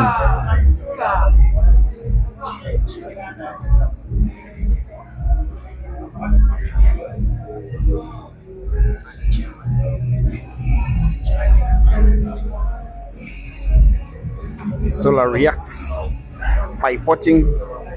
Given the white he's having in relation to the yellow he's playing, he may play the cue ball into the yellow close to the cushion near the center pocket on the right, to have the yellows open to make it likely that he could win a 3rd frame for himself, most importantly, and 8th for his team. The Ugandan team, sponsored by Shoe Game, one of the most renowned shoe dealing brands in Nairobi. The Kenyans, of course, Team Mchana, powered by Mchana.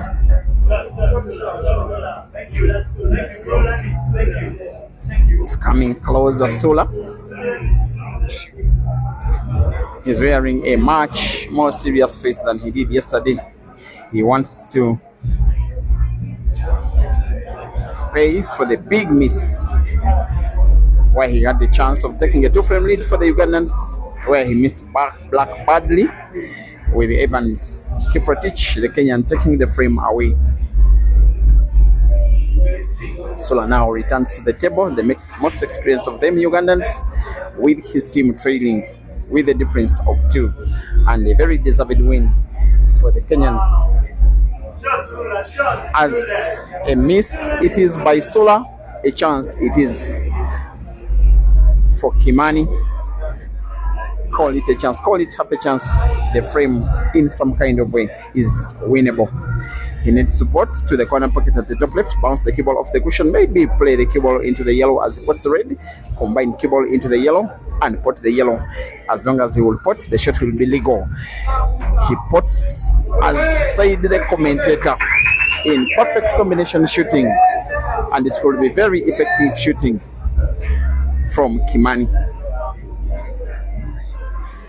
He is a member of the Kenyan Gladiators team, which is like the B team, with the Knights being the A team and the Morans being the C team. and those teams have now been amalgamated into one. Of course, missing 3 players from the Knights team, that is Fahad Osman, Colin Stowey, and David Njani, who are representing Kenya and Ghana at the World Heibo Championships happening in China now.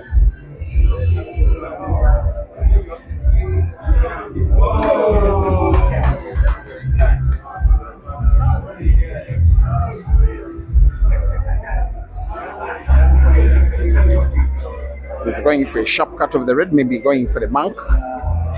Tricky looking position. He is going for the bank to the corner pocket. He's only going a little defensive. I doubt it is defensive enough. Of course, it's not easy for Sula to go for the frame, but with all of the vast knowledge and experience in competition for all of the years, 15 of them they are, he will know the shot where he will play a yellow in space and leave the cue ball too thin for Kimani to pot.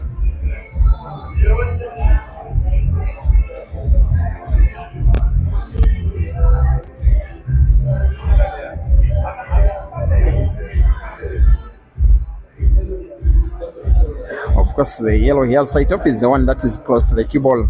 By simply tapping onto it, maybe playing that yellow in space, he will limit Kimani to sight of only one red, which sight will not make it easy for him to pot. He does exactly so. What can Moses Kimani do? Look at the yellow, that is bottom right of the table. He could play the cue ball off cushion and off yellow. It does go into the corner pocket bottom right, or leave it back to the same corner pocket. Hopefully he reads the game enough to observe that shot.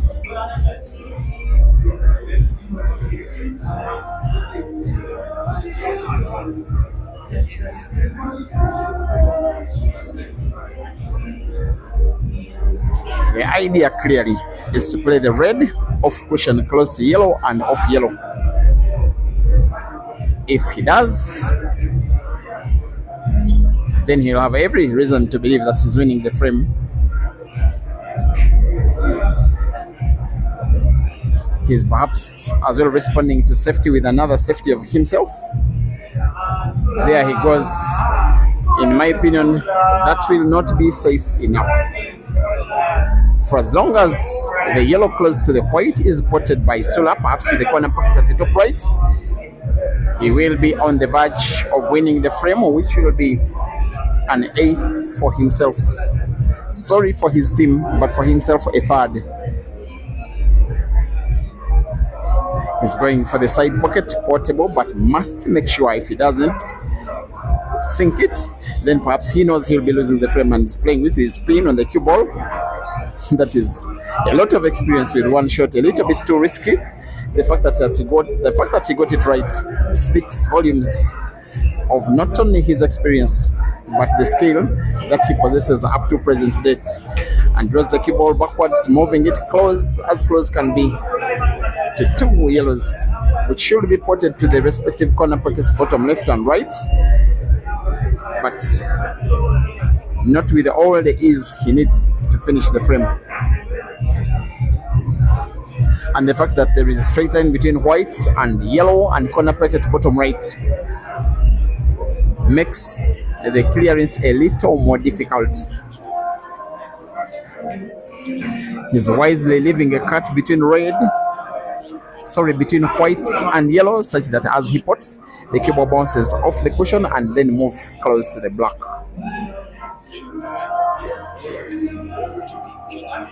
He has to be on target, has to use minimal power, has to leave the cue ball as close can be to the black.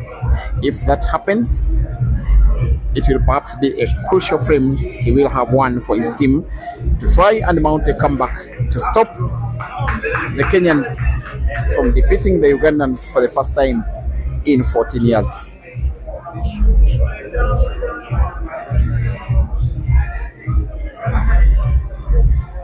Here he comes. Will he be on target?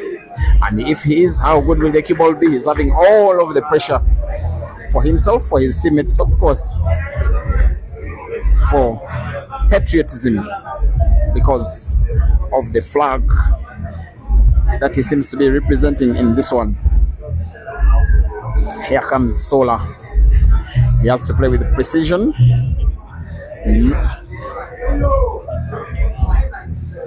He gets support, but I doubt it will be precise enough. Potting black is a little too difficult. Realistically, the available option is a very sharp cut of the black on the left to try and put it to the corner pocket bottom right. And leaving it not potted creates bigger chance for Moses Kimani to take the frame away. There is an option of trying to manipulate the black in between the reds to the corner pocket bottom left. I'm not certain it can pass. Even with pocket cheated a little, I doubt. Off the red, I doubt. A very sharp cut to the corner pocket bottom right, very possible, but very difficult. And yet it is the shot he's trying to play. Sharp cut of the black to the corner pocket bottom right for Solar to win an 8th for his team. How good will it be? It's off. Cue ball almost in. Black is set. There we go. Moses has every chance of winning the frame as long as he rolls the red close to white, right against the rail to the corner pocket bottom right. Cue ball will be natural for the second red to be potted to the corner pocket, which is the same, and the black is there for the taking. He seems on target. On target he always was. And the rest is a formality.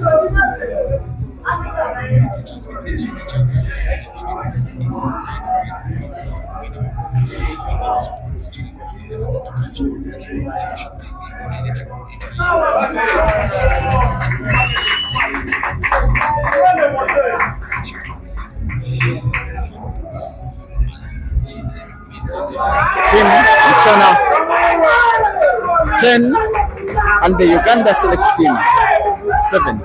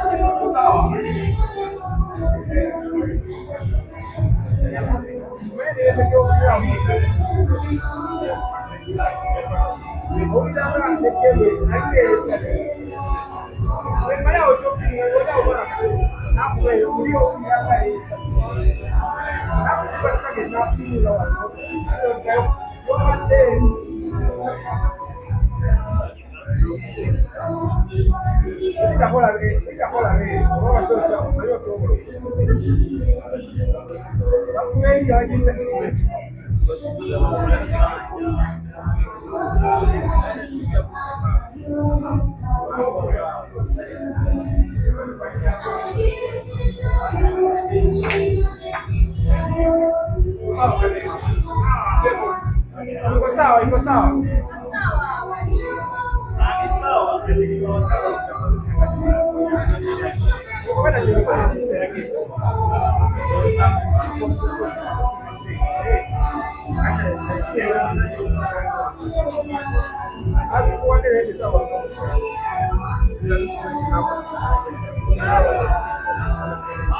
Iko sawa, haianisikii.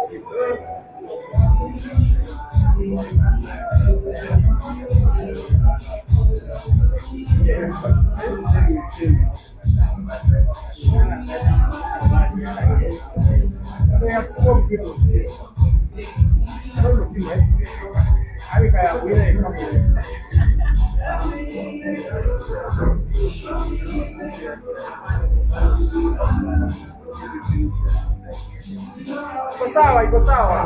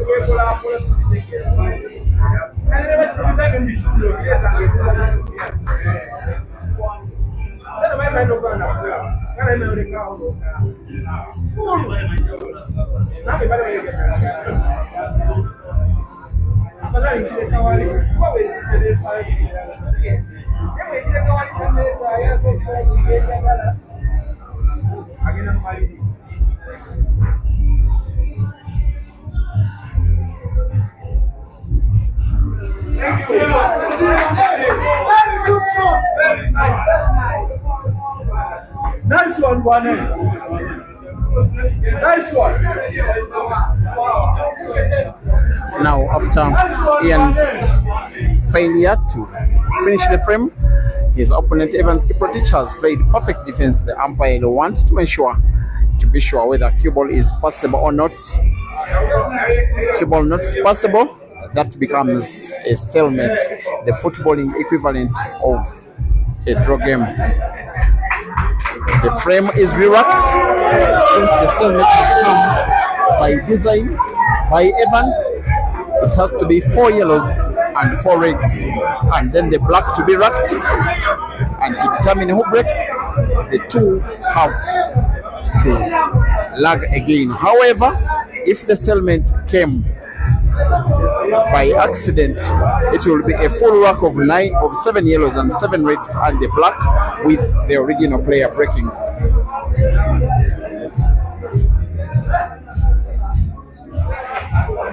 How can I be serious? I'm messing with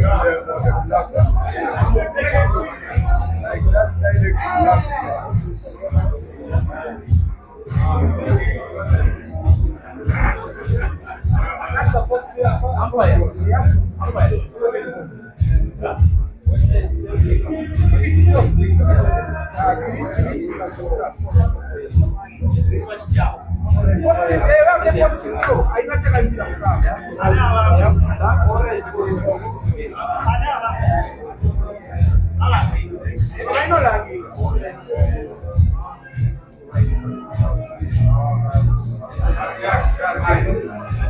yes, Jimmy. Suppose you have to put 6 goals.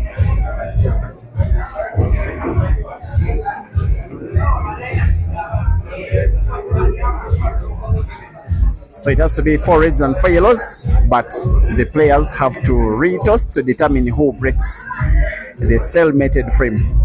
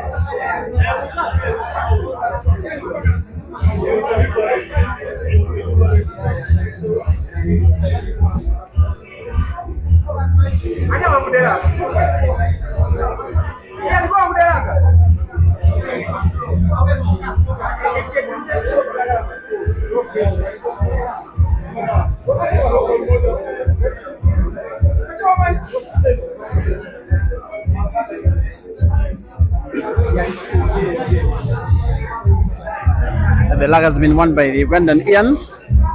I'm breaking a stalemated frame with his team 3 frames down. He seems to have gotten 1 yellow in, cue ball almost in. He does survive, leaves the table open.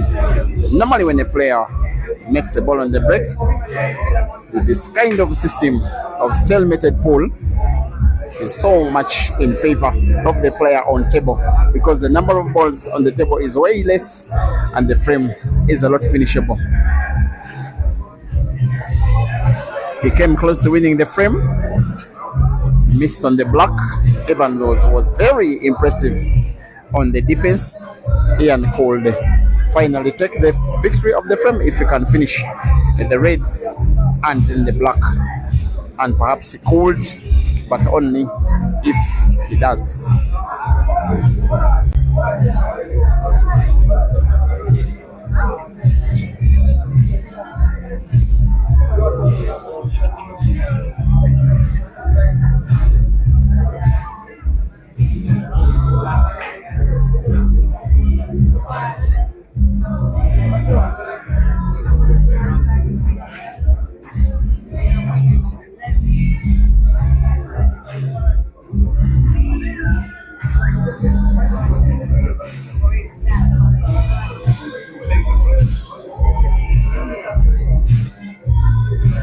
Now it is tricky here given the position between white and red. He needs the cue ball after potting to the top left end of the table for him to pot the last red with comfort. That is, if he puts the red he's looking at. And also guide this position not to have a very sharp cut of the last red. Here he comes. He has to be big backspin. He of course has the skill. I think that will be okay. He will simply have to pot, maybe play the cue ball a little into the black, maybe have the cue ball bounce off the cushions to go around the black, try and pot black to the same corner pockets the skills he's trying to play. The cue ball to bounce off the cushion around the black. As long as he pots, he could be potting black and red to the same corner pocket. He plays the cue ball into the black, though not with intention. It will do, as the Ugandan could be winning a first out of the last 5.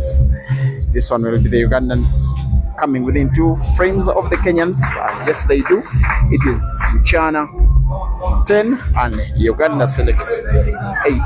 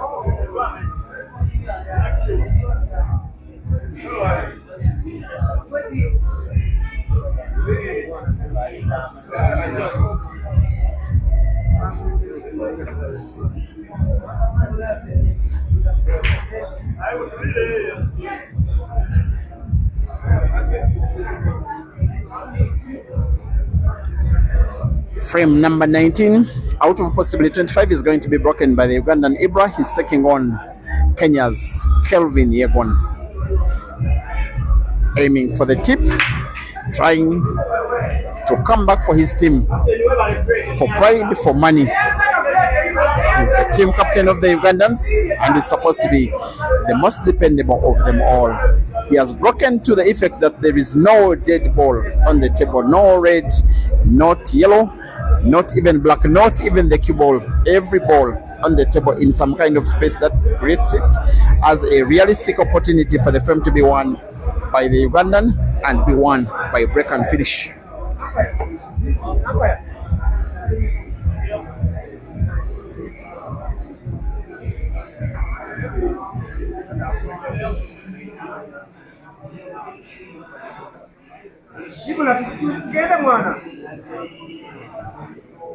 No time to waste point.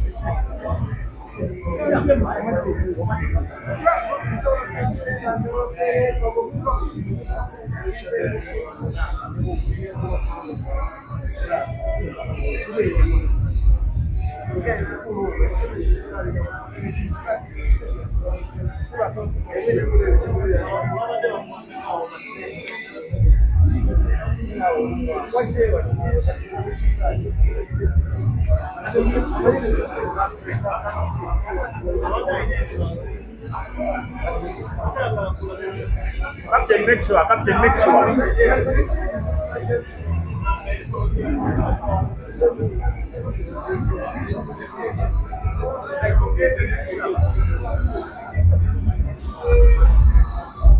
Dear viewers, it's been raining cats and dogs outside Nairobi, so sometimes when the network glitches, please forgive us. Otherwise, I think that the picture you're watching is now quality.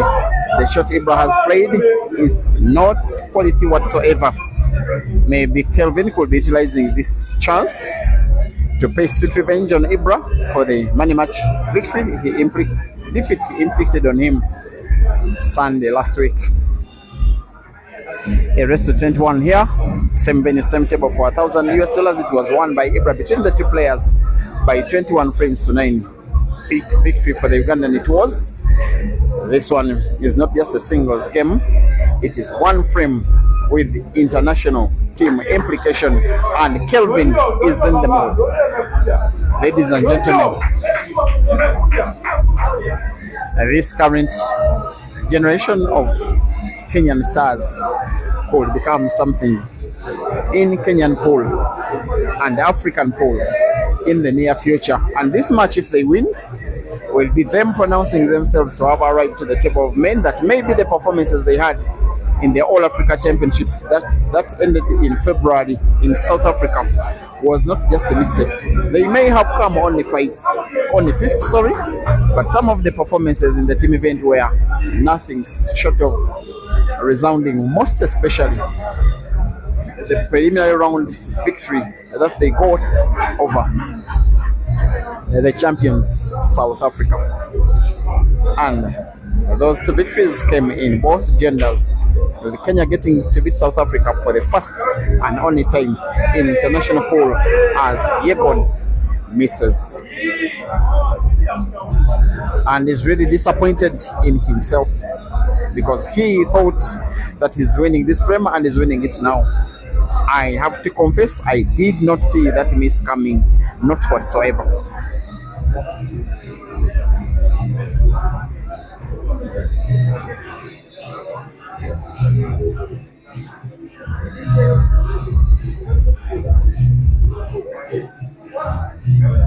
What can Ibra do?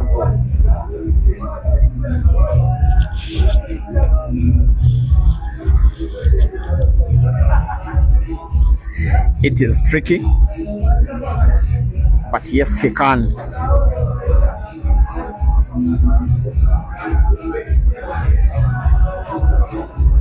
His pattern in this case is a little suspect. He may have to find himself a little lucky that the cue ball is favorable for him to put at least one yellow on the table, the one that is at the bottom side of your screen. Has to play it, move the cue ball rightwards such that he can put the yellow close to red to the side pocket. He plays cue ball into red and loses position of play of white.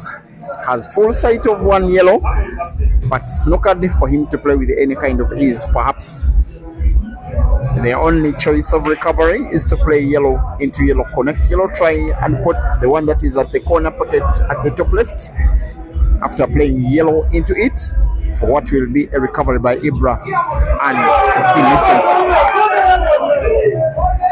Kelvin jumps off his seat. He knows they are edging ever close and close and closer. If they win this, then they will need to win just 2 of the remaining 6 for what will be a very memorable victory. For the Ugandans, you get a feeling that they are playing for the money. For the Kenyans, they just want to beat the Ugandans for the very first time in 14 years. If they don't win 2 frames more after this, then it will be still counting. He has a lot of arrogance in his position of play, but so skillful. He could have played it in an easier way. And can mean to be a very enterprising player, Kelvin.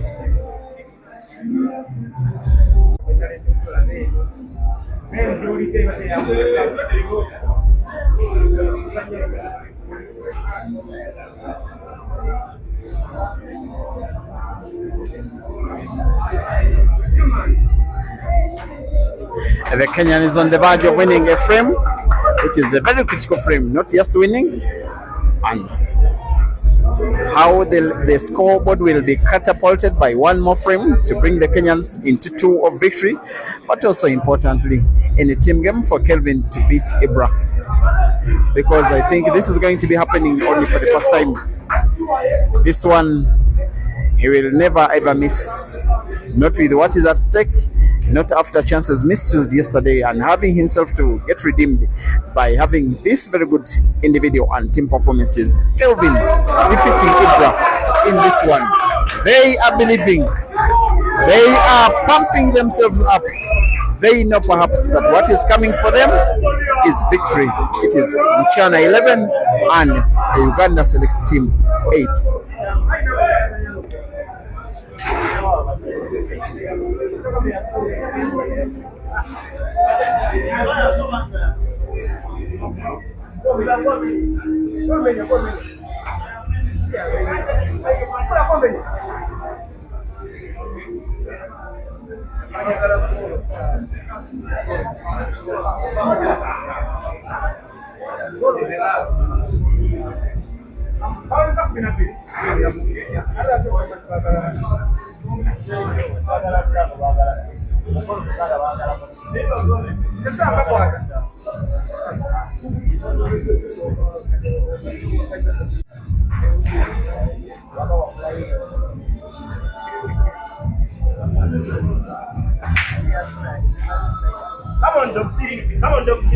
Frame 19 is being played between Mchana's Jackson Kariuki, fondly known as Mrefu, against Uganda's Rashid Wagaba, known fondly as Dog City.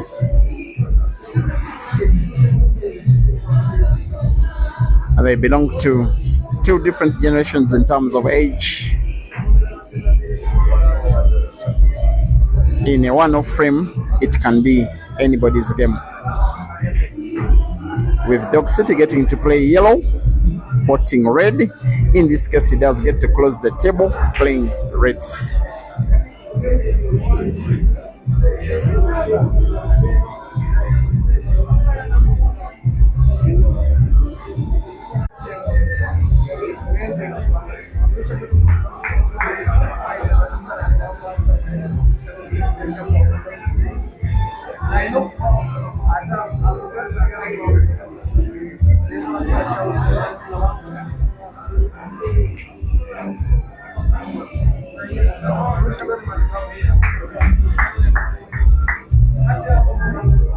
What the Mchana team has successfully done is to put Uganda on the wall under the biggest vein of pressure, and it is highly likely this one is defeat for the Ugandans, but only if it is done first. As for the Kenyans, they have gotten so close so many times in the recent past in the team event, but not really.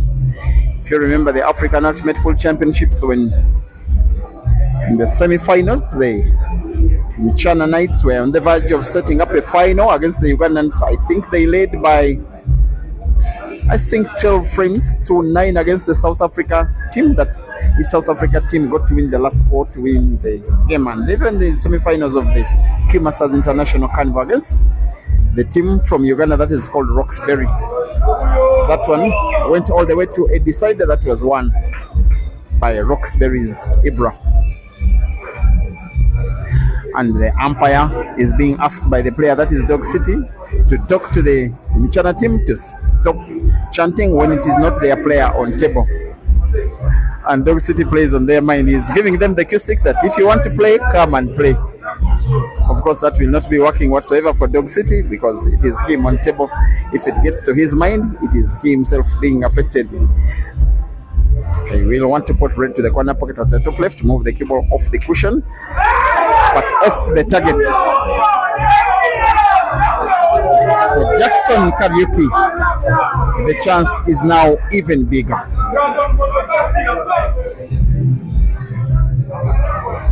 He's a very, very efficient player, but for the duration of these matches, the first one and the rematch, he has been kind of too error prone. I'm actually impressed by how much trust that the Mchana management has in him. Even when things have not been going well, they have left him in the team, playing all of the frames. They know what he can do, and here is a chance for him to demonstrate what he can do, and highly likely he will do it, with now 6 yellows on the table.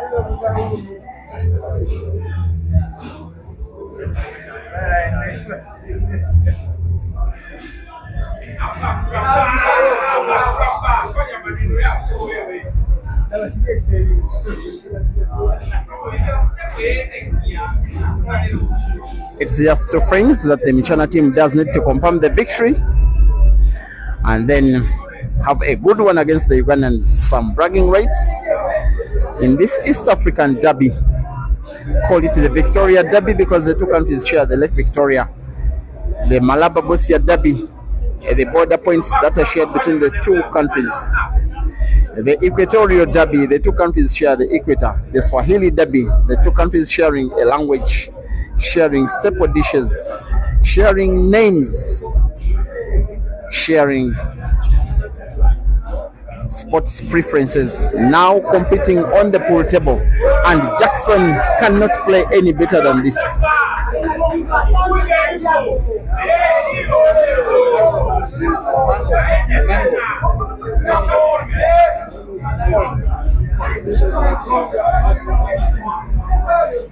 Highly likely he will be finishing the 3 yellows. As for the black, your guess is as good as mine. This one will not come as easy as his teammates may chant him. Perhaps he has to leave the cue ball after putting yellow to the center pocket on the left. The cue ball to be left at a point where he can cut the last yellow to the corner pocket bottom right, and then move the cue ball towards the top end of the table where there is the black. If that happens, he will be good for the victory of the frame, and perhaps his team good for the victory of the match. And if that victory comes, Mchana will be a beehive of celebration and noise and victory.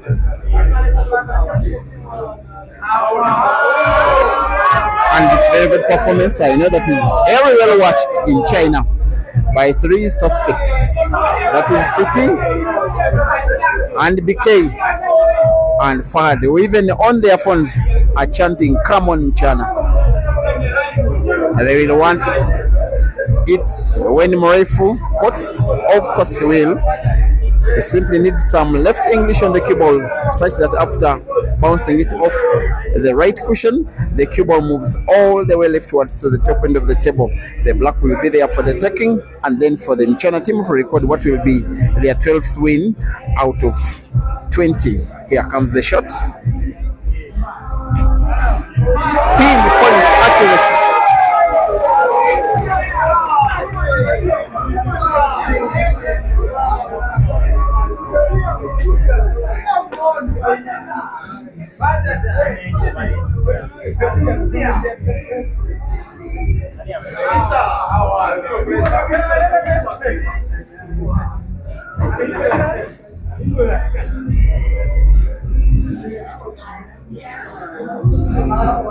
He's too good to miss this block. It's just that sometime in these two matches, the pressure has been getting the better of him, but he remains a very effective player, and he's demonstrated that, and he's proving exactly so. Jackson Kariuki defeats Dog City. Mchana 12 and Uganda 12. Uganda select 8.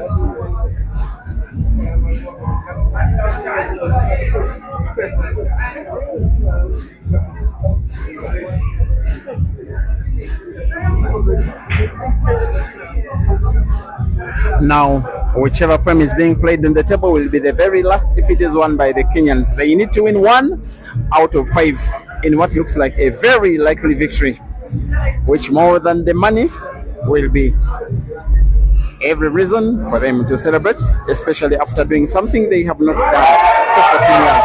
And it is looking even more likely now.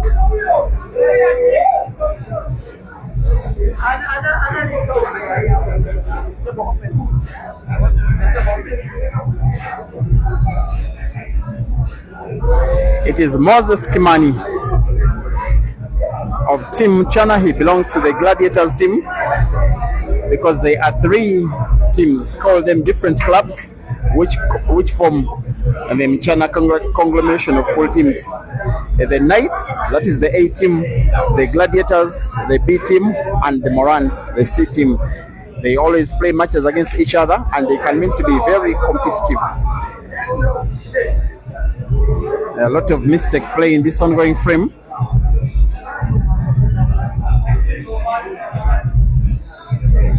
With both players failing even to do the needful, just closing the table. The Ugandan decides to play the Reds. As he closes the table, he is on the Reds. You get a feeling the Ugandans somewhat have more quality than the Kenyans, but on the day, the Kenyans have been the better team. They have also gotten themselves a few less unforced errors,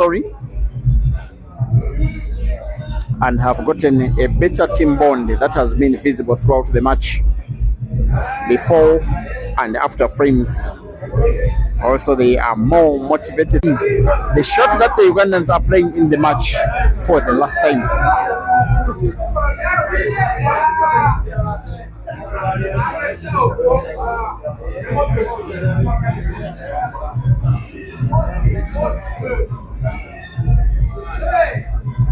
This one, as a frame, if finished off by Moses, will be one of the most important frames, as in single frames he will have one in his career.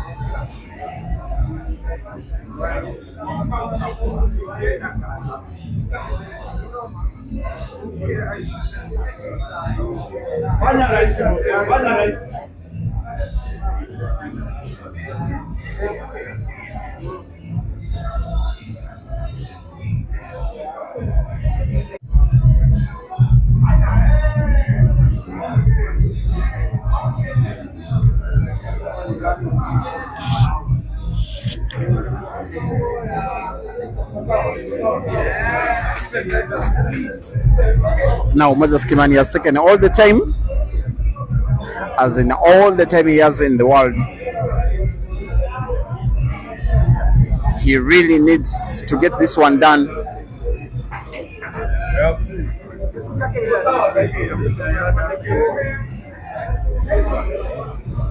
He is on the yellows.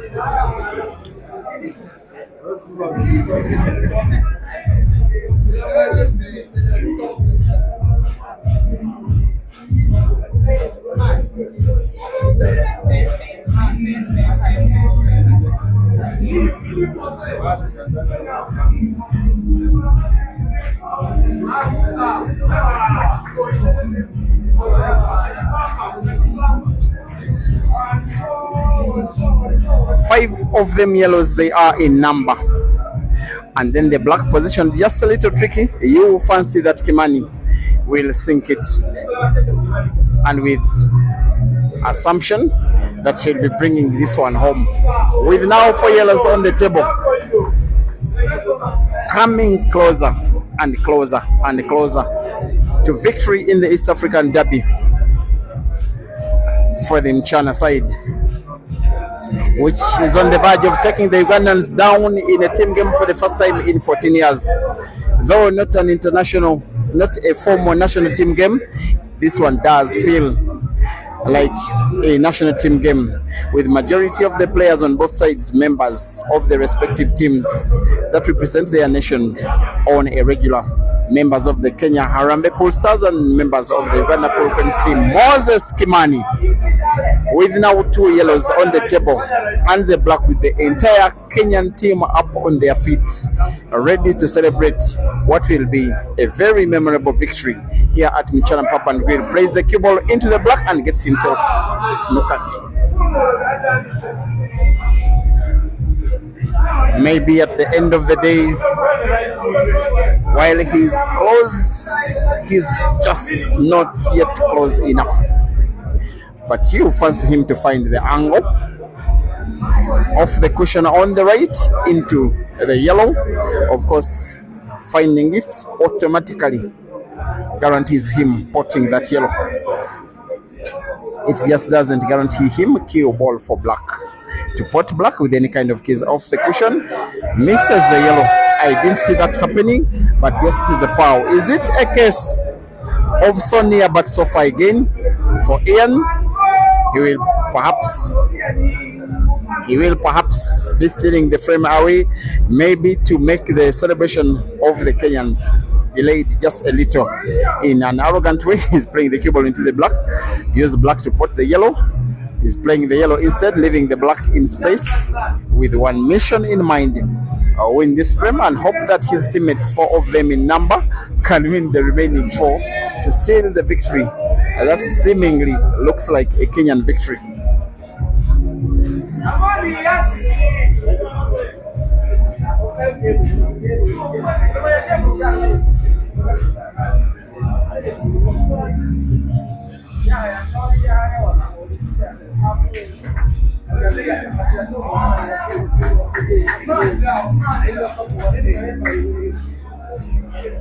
He could start with any of the reds left on the table. Moses will be really wondering what hit him when he got so close to being the hero of the game, taking the winning frame of the match. It's not yet done, dear viewers. In sport, they say it is not over until it's over. Ian is laughing at himself Even his own teammates are making fun of him because they think that this is really not their day, but he will want to win his own frame. You don't want to be, even if you may not think that your team is winning, you don't want to be the guy that is beaten in the frame that confirms the victory. Ian will be playing his last frame of the match and will be setting it off with a win. It is Team Muchana 12 and the Uganda select side 9.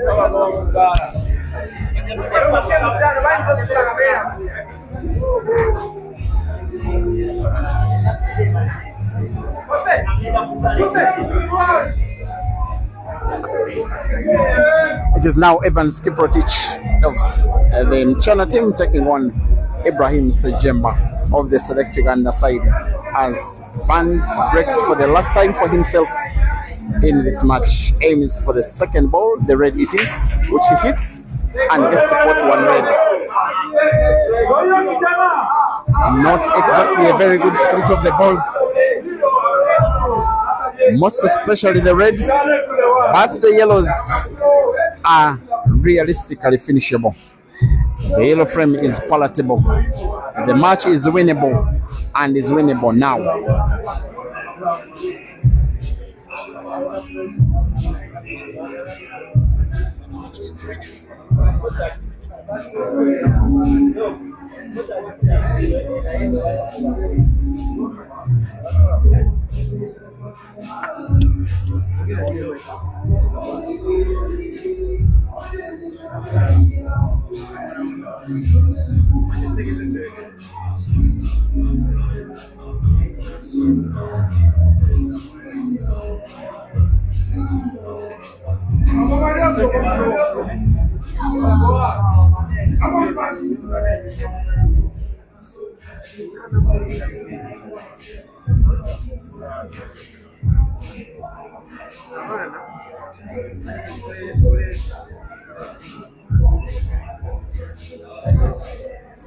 Evan Skiprotich, the pride of Kitale, where he was born,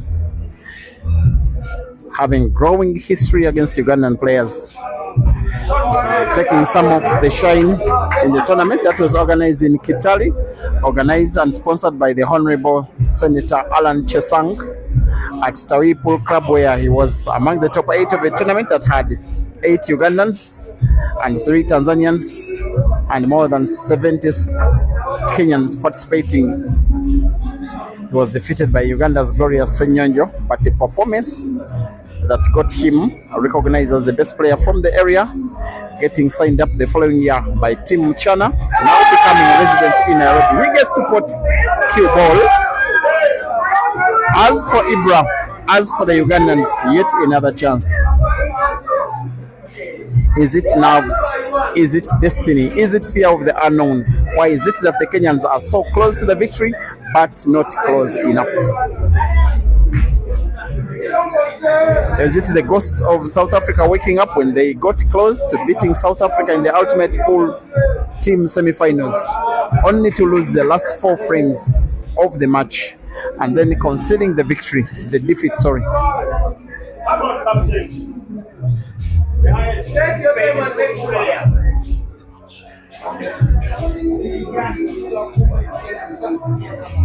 The motivation for the Ugandans is that for each player that comes onto the table, fight hard for their frame and then leave it to their teammate who will be playing the very next frame. I think the chance Ibra has could be big enough for him to be a likely player to take a victory at least of the frame. Just like that.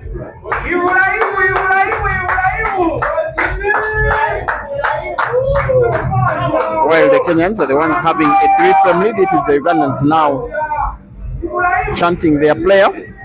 They have a feeling that the momentum of the match is moving to their side. Personally, I have a feeling the Kenyans, I can equate them to someone who is climbing up the tree and will need a fruit. Will need that mango and is aiming for that mango. That mango is the 13th frame, and they are finding it hard to get that mango, but eventually they get that mango and they eat it. I think they will finally eat it, but only if they do it.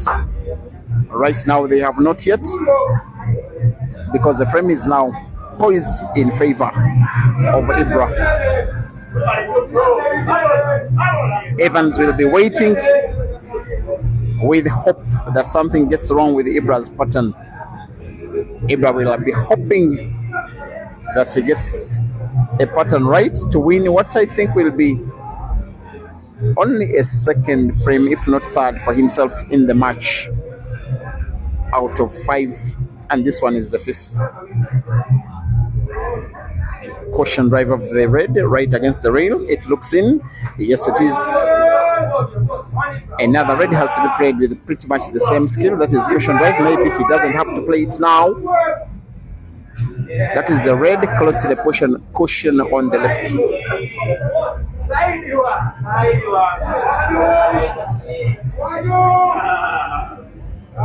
He's taking all the time in the world for a very important shot, like he has to fasten his cue stick as though not well jointed, and then chokes the tip of his cue stick once again,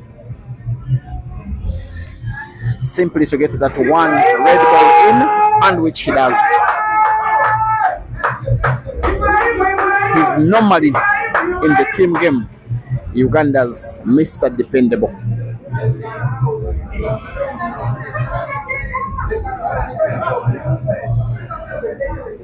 What he will need as he puts the red is looking up to the corner pocket bottom right is the cue ball to be bounced off the cushion around the yellow close to red, just around the middle of the table to be the resting position of the cue ball.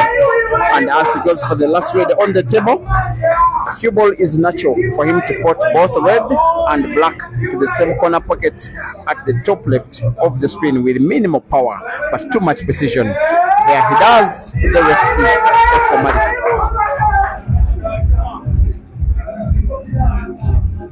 Team Mchana 12 and the Uganda Select Team 10.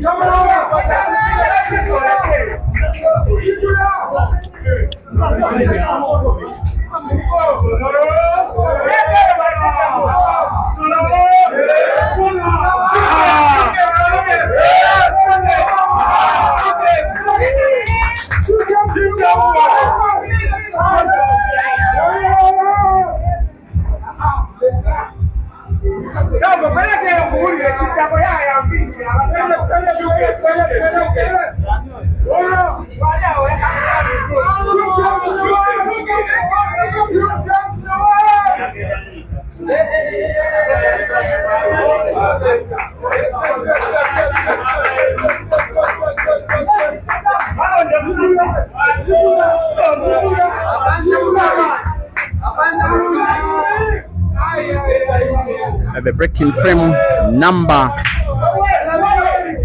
21, perhaps 22, is by Dog City, and it is dry.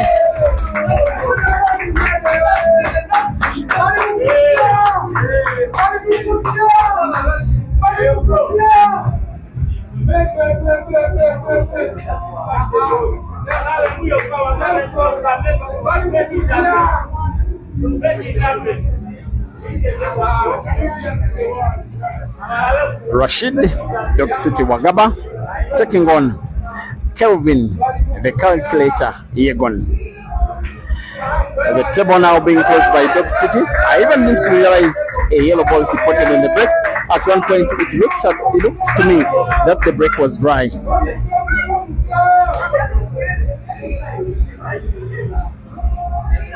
He may play the cue ball into the two reds close to each other, plays it into one, and with the positional play of the cue ball, he can put yet another. Yellow to the corner pocket, bottom right, portable. The cue ball he plays will be very critical because of the position of the other three yellows. So close to each other, not close enough though. Seems to be playing with a little backspin as it was that. If the yellow now close to the cue ball, portable to the side pocket on the left.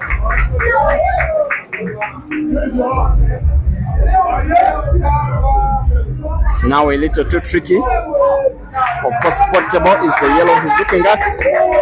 The cue ball naturally is moved towards the top end of the table, and the two other yellows are near the side pockets. Perhaps portable is to either side pockets.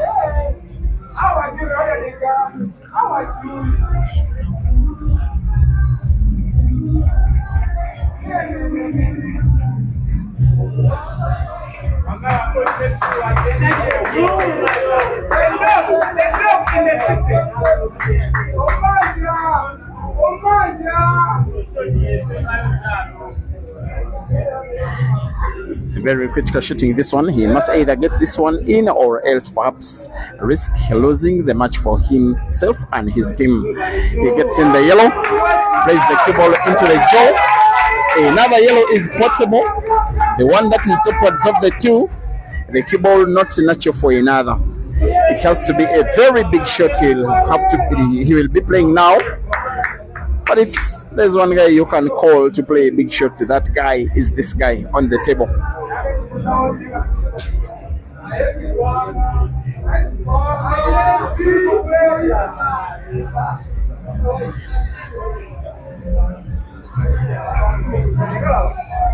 It is tricky stuff, this. All the Kenyans up on their feet, reminiscent of how much they really need this victory. Clearly they need this more than the Ugandans.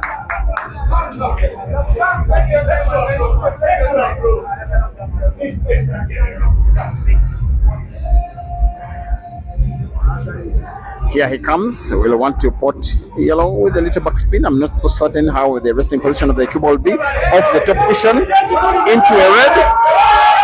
It looks okay.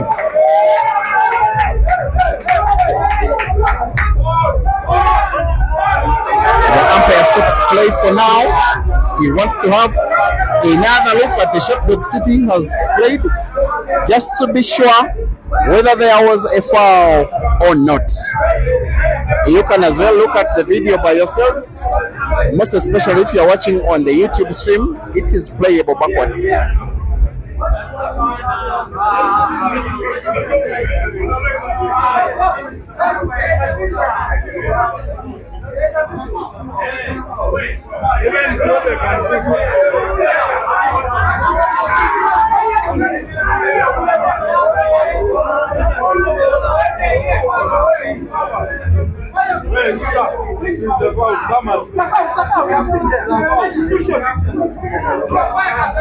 Upon video review, the same video that you are watching, guys, it is clear that Dog City shook his opponent's red as he played the yellow. It is a foul.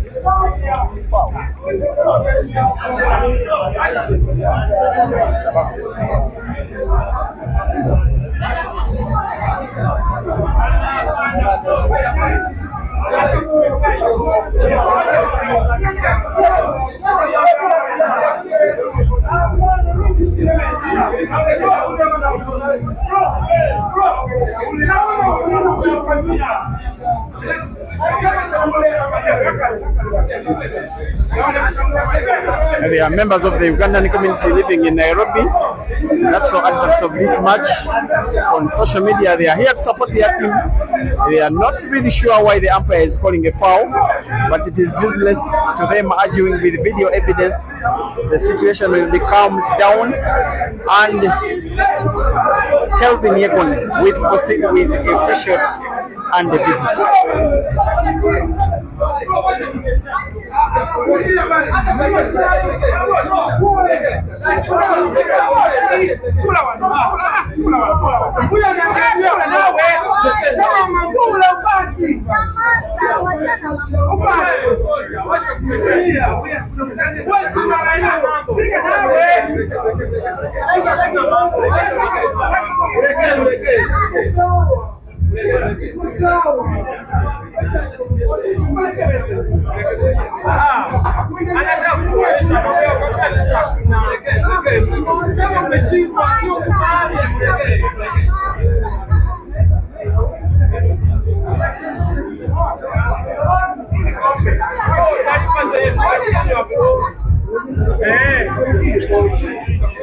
Kuna mambo, sasa kuna mambo. Sisi tumekuja kuangalia game. Kama kuna mambo, sasa tuambie.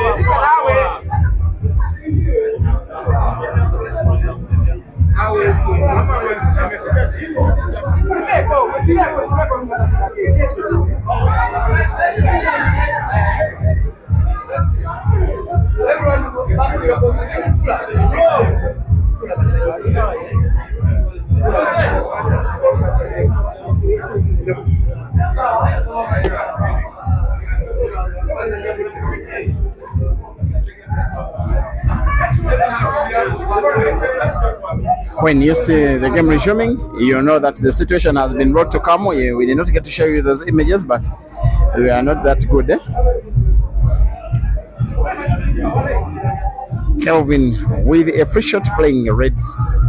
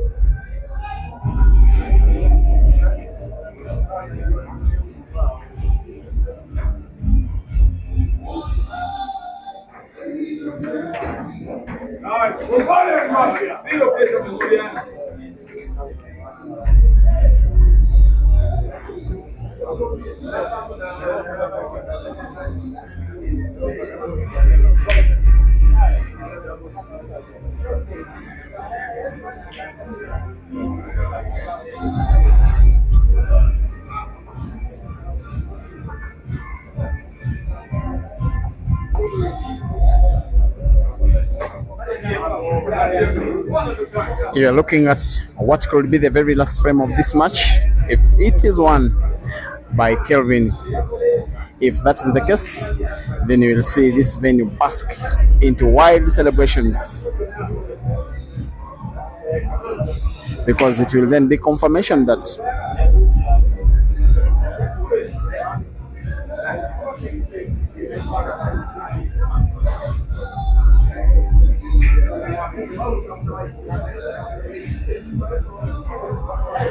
for the very first time in 14 years, the Kenyans will be defeating the Ugandans in a team game on a pool table. With now the Ugandan Dog City Dogs knockout by the Kenyan Kelvin Yegon, for Dog City to try and find the yellow off cushion, try and put it in some kind of way, perhaps with luck. You get a feeling the frame is heavily poised now in favor of Kelvin. But Dog City will try, maybe go for luck, go for power off cushion into the yellow, hoping that something happens in his favor. Off the cushion, finds the yellow, puts Kelvin's red. It is a foul, and now clearly the last shot that any of the Ugandans will be playing in this match.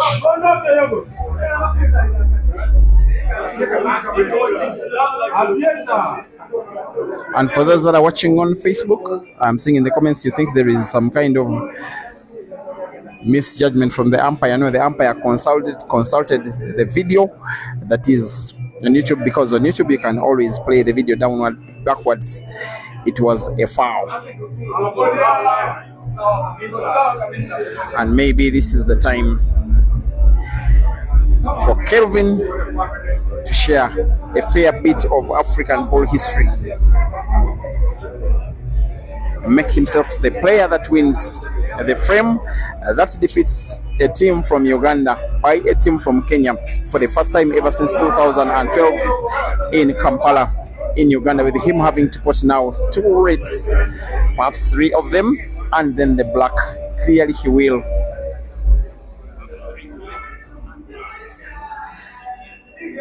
As long as he gets this one in.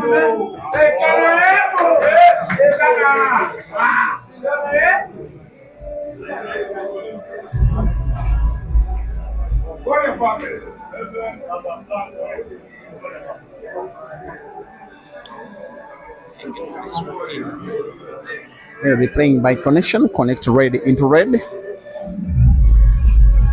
Getting ever closer. As long as he puts now the last red on the table, he is already celebrating. He knows that he is ever to win a frame that will take down a team from Uganda. The time is now. Kelvin to move the cue ball close to the black. Perhaps it is okay. Perhaps very okay. The easiest spot of the black to the side pocket on the right will create wide celebrations of all Kenyan fans watching at the venue and online. Kelvin versus the black for the side pocket for the victory. It